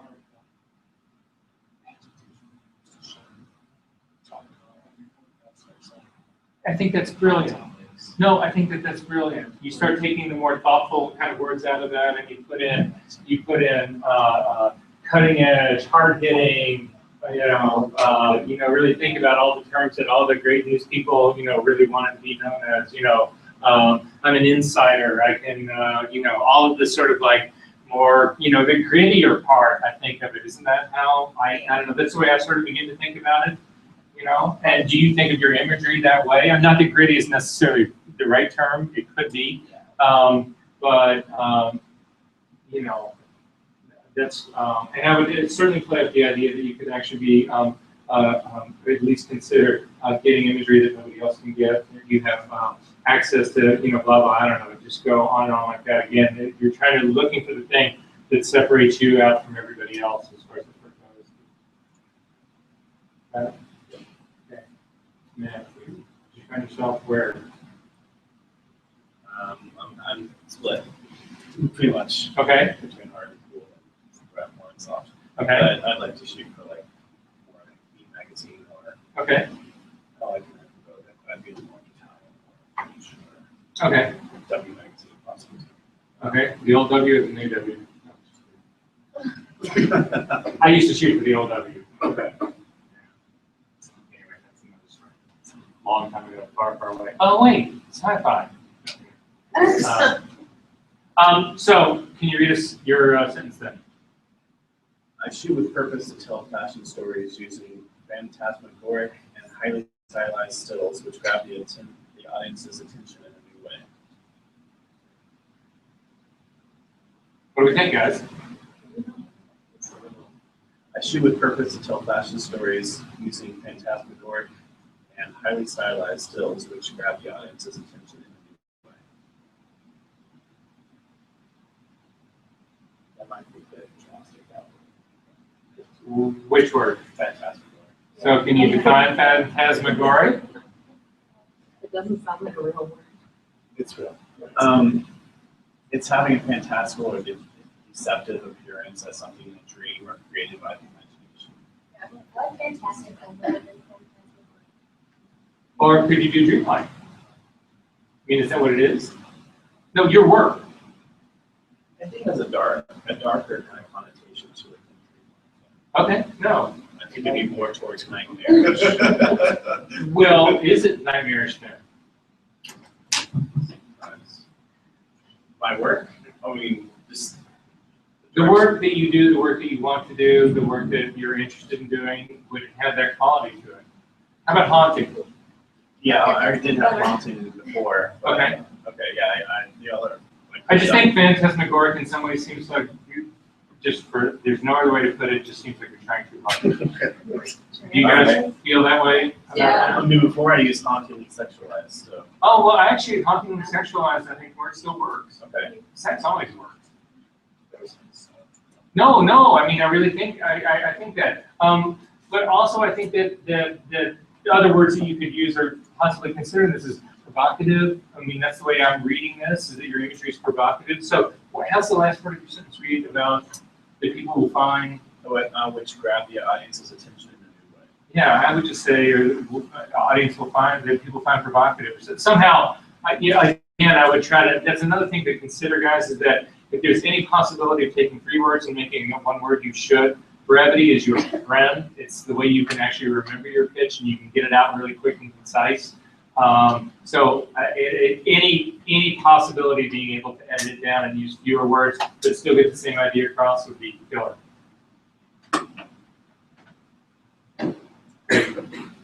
Nicole? I was in the women's soft category. Okay, and can you read yours? I'm a confident fashion lifestyle photographer who's worth making some studio outdoor. I'm passionate about finding beauty in everyone's photograph. That well, I love some of the words that are coming out of there right off the bat. Passion, beauty. No, because that's exactly, I think, where you are and where you want to be, right? So can you describe a little bit more about the kind of stuff that you actually do shoot? I use a lot of color. Okay. I use people. Okay, so people and color and who would you love to work for? I don't know. I mean, when I was younger, it was Vogue, but now my style is more, it's not like that. It's not high fashion.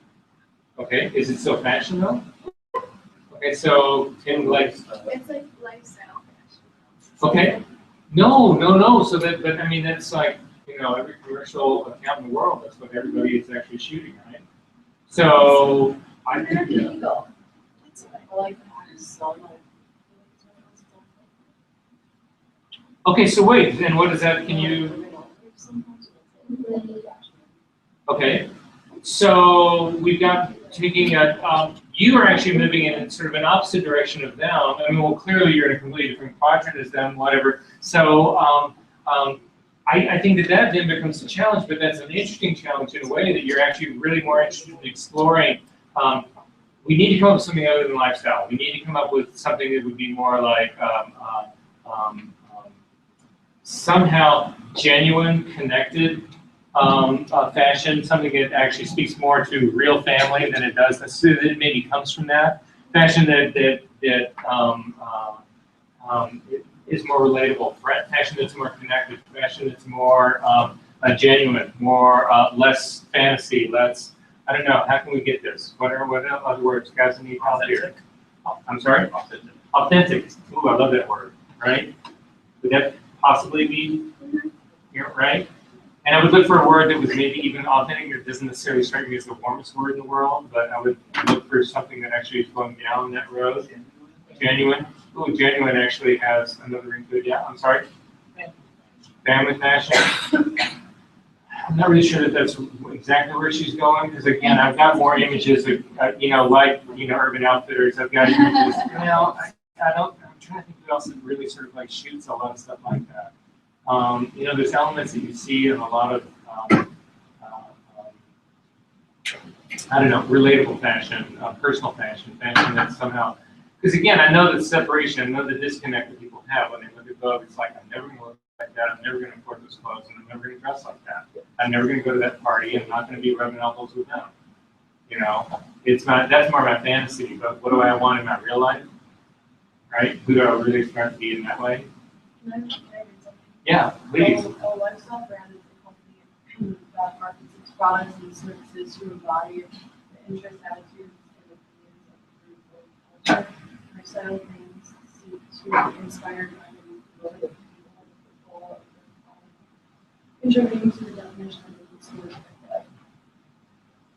So I think there's a number of catchwords that you can actually pull out of that, right?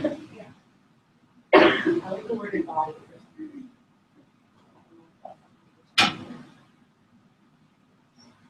I also think we need to warm it up a little bit too. I think we need a little bit softer side in there somehow. Can you read yours one more time? Yeah. I'm a passionate fashion lifestyle photographer who's working in the studio I'm passionate about finding and meeting everyone through a photograph.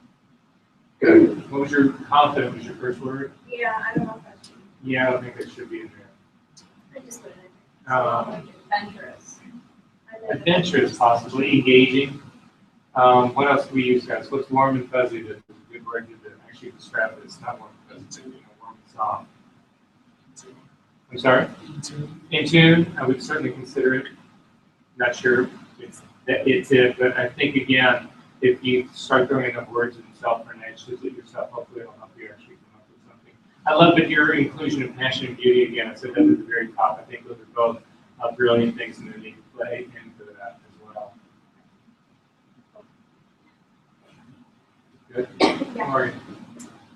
So I think personality-wise, I'm being more hard and cool, but my work, I feel like it's kind of all over the place, maybe. Okay. I don't know. But I said I'm a nature photographer who strives to showcase the beauty and color in the world that surrounds me, and I'm able to both write and photograph my subjects in a way that sets me apart from my competitors. Okay. So what kind of work are you actually shooting itself? I mainly do like flowers and Oh, okay. so yeah, I wanna get like color and stuff in there more. But I don't know. And do you do it in a way that's more romanticized, or do you do it in a way that it's more like, I mean, because I think of, I actually have a reproduction of an ottoman in my house that is one of the single most beautiful things I've ever seen in my life. But it tends to be, it's a, you know, like botanical prints, they tend to be very precise and very sort of, is it detached like that, or do you want to be, is it more like the way, I don't know, National Geographic would shoot something? Well, I think my work's very straightforward, and National Geographic is some place that I would like to end up. Okay. So, Okay, one of my rides. okay. I don't know, I'm all over the place. No, it doesn't sound like you're all over the place. This actually sounds pretty defined to me. Don't you, do you guys feel like that? I mean, I don't know that I'm getting it necessarily right away off of your statement, but I do Yeah, think that you have a, from listening to you talk, it sounds like you have a very concrete mind about what it is you really want to shoot. Right? Okay, so can you read that one more time? I'm a nature photographer who strives to showcase the beauty and color in the world that surrounds me, and I'm able to both light and photograph my subjects in a way that sets me apart from my competitors. Okay. So what do we think, guys? What can I replace nature with? I'm sorry? The world. The world. I need to be a little bit more precise. I was going to say naturalistic or naturalist. I don't know if that actually comes in it. Does that make you sound like a nudist? What about flora and fauna? Say what? Flora and fauna. Again, I would start to consider phrasing like that. I would also consider botanical in there somewhere. I don't know that it really plays. Again, we may be going too far off the mark here, but I certainly think that those are words that you should keep in the back of your mind and consider in trying to redraft this. I would also, so when you talk about lighting stuff, do you actually take lighting gear out, or are you really more looking for situations where you can manipulate available light to actually make this part work? Well, when I'm shooting flowers, I'm always in the studio. Okay, But if I'm shooting animals, I'm not. okay, got it. And when you so say, that's why I feel like I don't know. no, I think that again, that you can say in your statement, I love exploring the contradiction between precision botanical and naturalistic wildlife. You know, the tension between those two is the place that I love to live. You know, something like that. So you adjust sort of like both of those things, because they're not disconnected. They're clearly related, right? And it's just that you would like to do, you know, both of them, right?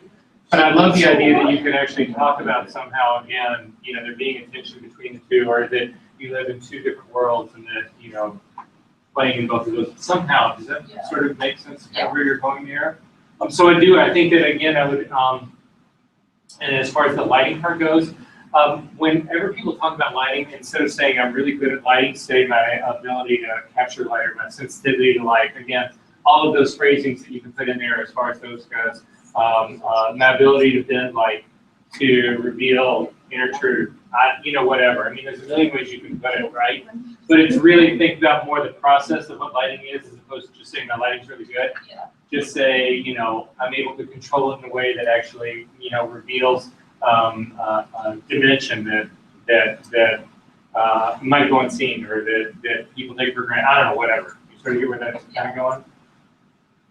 Yeah. And daily, where? Did you find yourself anywhere in any sort of feeling about any of that? I think personally, I'm more soft and warm. Yeah. I think my work is soft and cool enough, or I want it to be soft. Oh, I love that. No, nobody's been there yet. Nobody's actually been there yet, and I really think that that is, number one, listening to everybody else, right? Nobody else is soft and cool in this group, right? I don't think so, right?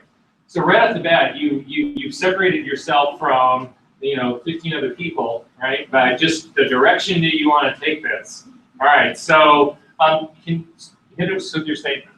I'm a fashion photographer who produces imagery with a dreamy, vintage-inspired aesthetic. I couldn't make any subject with beautiful and interesting. Okay. I know that's kind of weird, but No, but again, it's a good place to start, right? I mean, the whole thing, just the whole exercise of writing this stuff down to begin with, I think is incredibly instrumental and really, really, really beneficial because again, if you think to yourself, okay, once a week until 1st of February, I'm going to sit down and look at this thing again, and I so strongly suggest this to you guys. I tell everybody this story, so if I've told you this already, just laugh and act like I haven't. I speak the most perfect Italian in my mind in the entire world. I lived in Italy for almost 10 years. My Italian is barely passable getting by.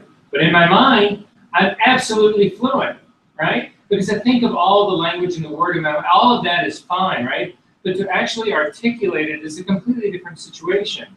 So I beg you to do this. Just as everybody has done tonight, while you're trying to work on your statement, read it out loud. You cannot believe the difference it is when you're actually verbalizing it as opposed to when you're reading it in your mind. In your mind, it will always be more fluid. In your mind, it will always be more floral. It will always be better. To actually read it out loud, you'll find the uncomfortable parts. You'll find the stumbling blocks. You'll get all that part, right? So with that being said, I'm sorry, just read it one more time really quick. I'm a fashion photographer who produces imagery with a dreamy vintage-inspired aesthetic. I can make any subject look beautiful and interesting. Okay, so did you guys pick cool up into that at all, anywhere? Dreamy part? Is everybody else agreeing dreamy is cool? Okay.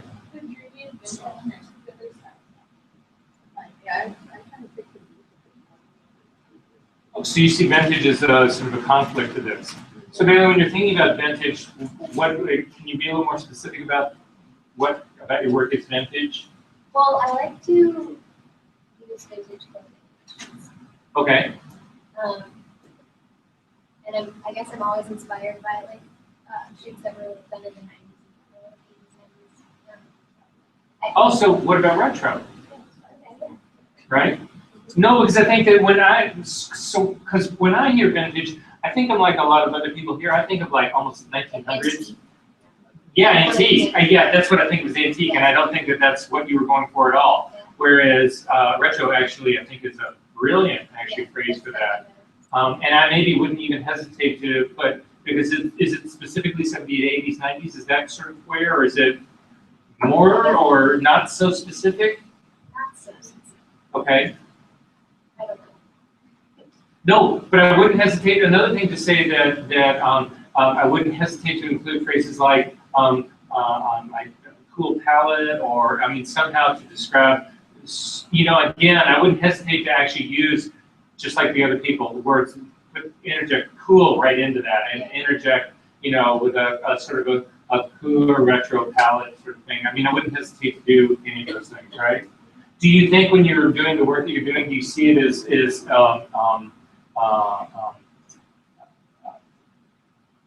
simplified? Do you see it? Is your imagery more?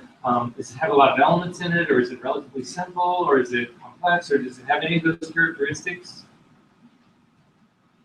I would say like relatively simple. Okay, that's another thing that I would actually think about putting into this all, because it, again, that strikes me as sort of more going into this somewhere in this range over here. Simple is, I don't know, so maybe it can be, I'm not sure it's really soft or hard, but it does strike me as actually a little bit more cool, possibly. What else, guys? Any other terms, things, phrases coming to mind? Soft and cool, soft and cool.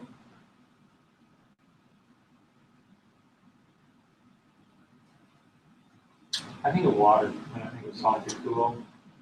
I don't know how that plays into this at all. I don't, but I'm just saying, you know what I'm thinking? No, but I'm just thinking, well, number one, again, all of your branding can also describe to you the kind of imagery that you should be making for your portfolios. But at any rate, I'm just sort of like, again, I'm free associating, and I think that's what you also need to, not you, everybody actually needs to do. And sometimes it does just start with a list of adjectives. That's actually a great way. That's not too similar to the work that we've done right now. These are all, in large measure, adjectives about ourselves. But there's no reason that you can't do adjectives about your brand as well, and just sort of like work along those lines. And then those are the things that you call with and you put into your description of yourself. But I think I have a completely different sense of your your imagery of your work right now when we pulled vintage out and put retro in? I think that was a fundamental shift in that, and from what you've been able to articulate, speaks more to that. Cool. Does anybody have anything else? Okay, so I'm going to finish this up right now, guys. We're almost done. So, in the end of all of this, in thinking about your brand, I'm going to give you a really quick checklist of things that I want you to consider in all of this, because it's not just this. So, in part, some of your brand, when you're really trying to establish this, one of the things we've talked about in this class tonight is the work that you're actually doing, the stuff that you've previously done, the kind of work that you're engaged in doing right now. That's one thing you need to consider. The other that we've talked about over and over and over again is the people that you'd like to work with, where you want to actually take this. That can really help you inform what it is your brand should be and how you should be actually marketing yourself. So dream big. Look after the people that you really want to actually go after. You have got to provide something different. That should be the #1 thing that's going on in your brain the whole time. How can I separate myself from everybody else? And so, yes, that you're a really good lighter. Yes, that you're a really that you're punctual. All of those things are important. But we need to try to find a place that's more specific, that actually gives you access or separates you from the crowd. That's what I guess what I'm really trying to do as far as this part goes. It goes without saying that everything then that you do from this point on is determined about trying to satisfy this brand. So if you want to consider a name for your photographic enterprise, so if it's not going to, like in mine, it's Engelhard Studio, how imaginative. I did it, 35 years ago. If I was going to do it again today, would I do something else? I mean, people consider this all the time. How does your imagery really, you see this happen. People make up names. Verizon was a completely made up name, but it actually had some, where they actually brought that from and took that from had to do with veracity and vigor and all that kind of stuff, whatever. It was all about energy and all about, they were taking their words from that. So again, it's something to consider, but it goes down to not just if you're going to do whatever name you choose to use, but your logo and your aesthetic, everything about it. So we've talked about, does your website, we'll get to that in just a second.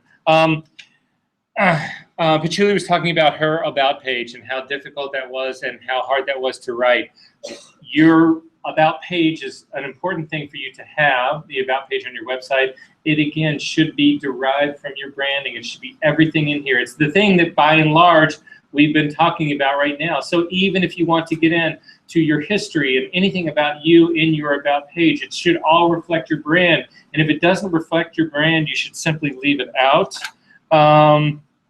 So in terms of the things that you need to consider, your branding, certainly #1 and the most important would be your website. The second one would be your portfolio. The third one would be direct mail. Your fourth one, your business cards. Your fifth one, and this becomes an interesting one, you need to start thinking, how do you deliver your imagery?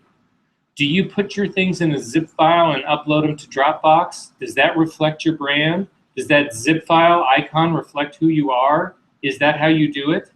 Is Dropbox hard and cold? Is that kind of delivery system? Are they cutting edge? Are you cutting edge? Do you use only the newest file delivery system that is cutting edge? Are you above what everybody else is? Do you still have an email address that's got AOL on the end of it? Is that who you are?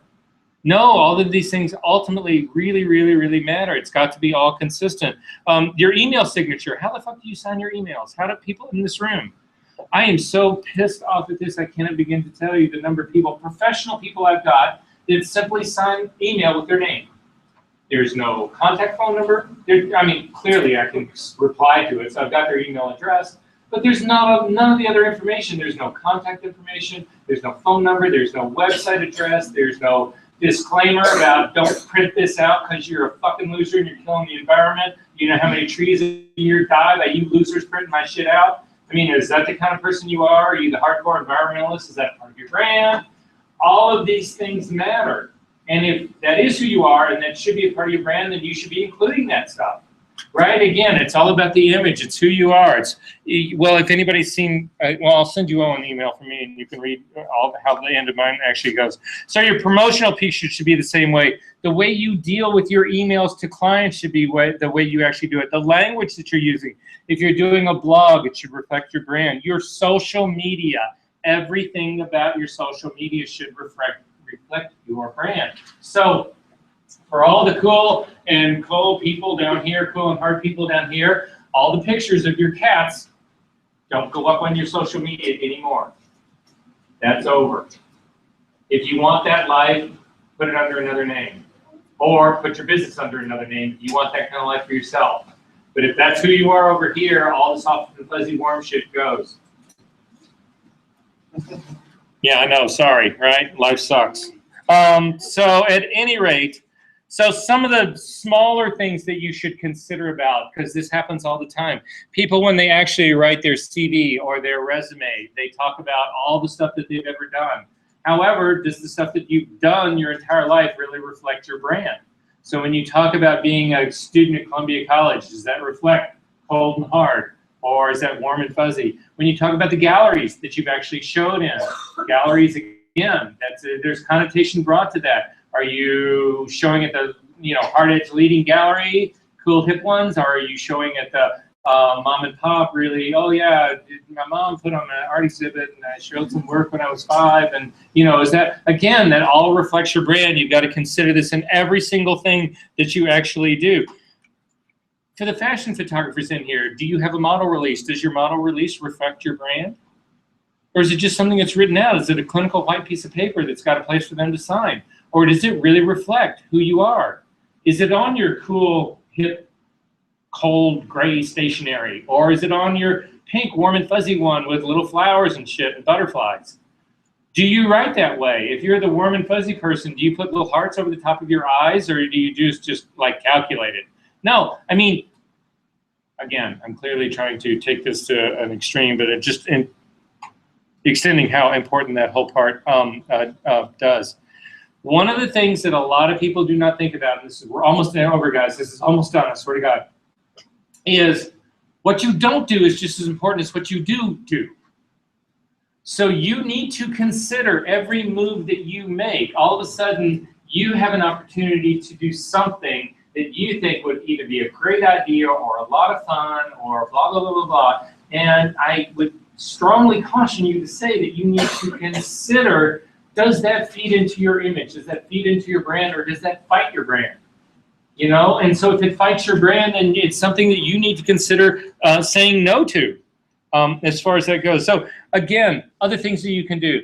I know that there's some of you that are interested in doing wedding photography, some not so interested. But if you're interested in doing high-end wedding photography, you really want to go for the big money wedding photography, right?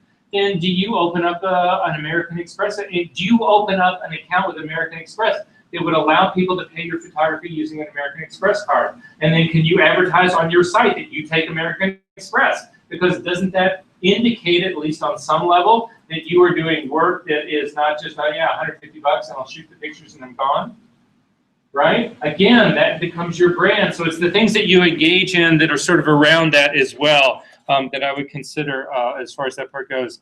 It goes without saying that you need to go above and beyond everything that you actually do in this. One of the things that I will say in this day and age that is a game changer is, and this is, I don't know that this is necessarily where this falls in the whole branding part of this. I would say it should be able to fall in anywhere in this, but handwritten notes.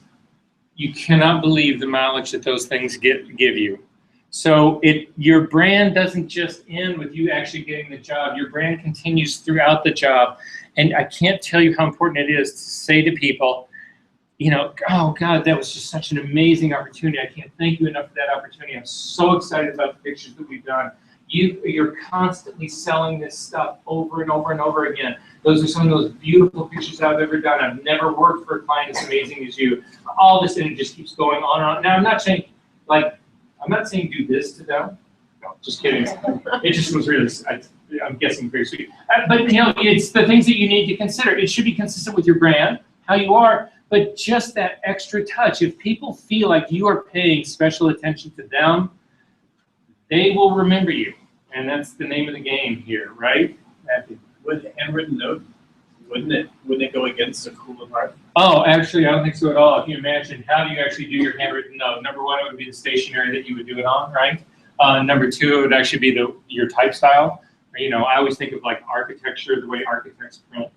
And sort of really more cut and calculated kind of way of doing it. The words, the language that you actually use, maybe the image that you send it with.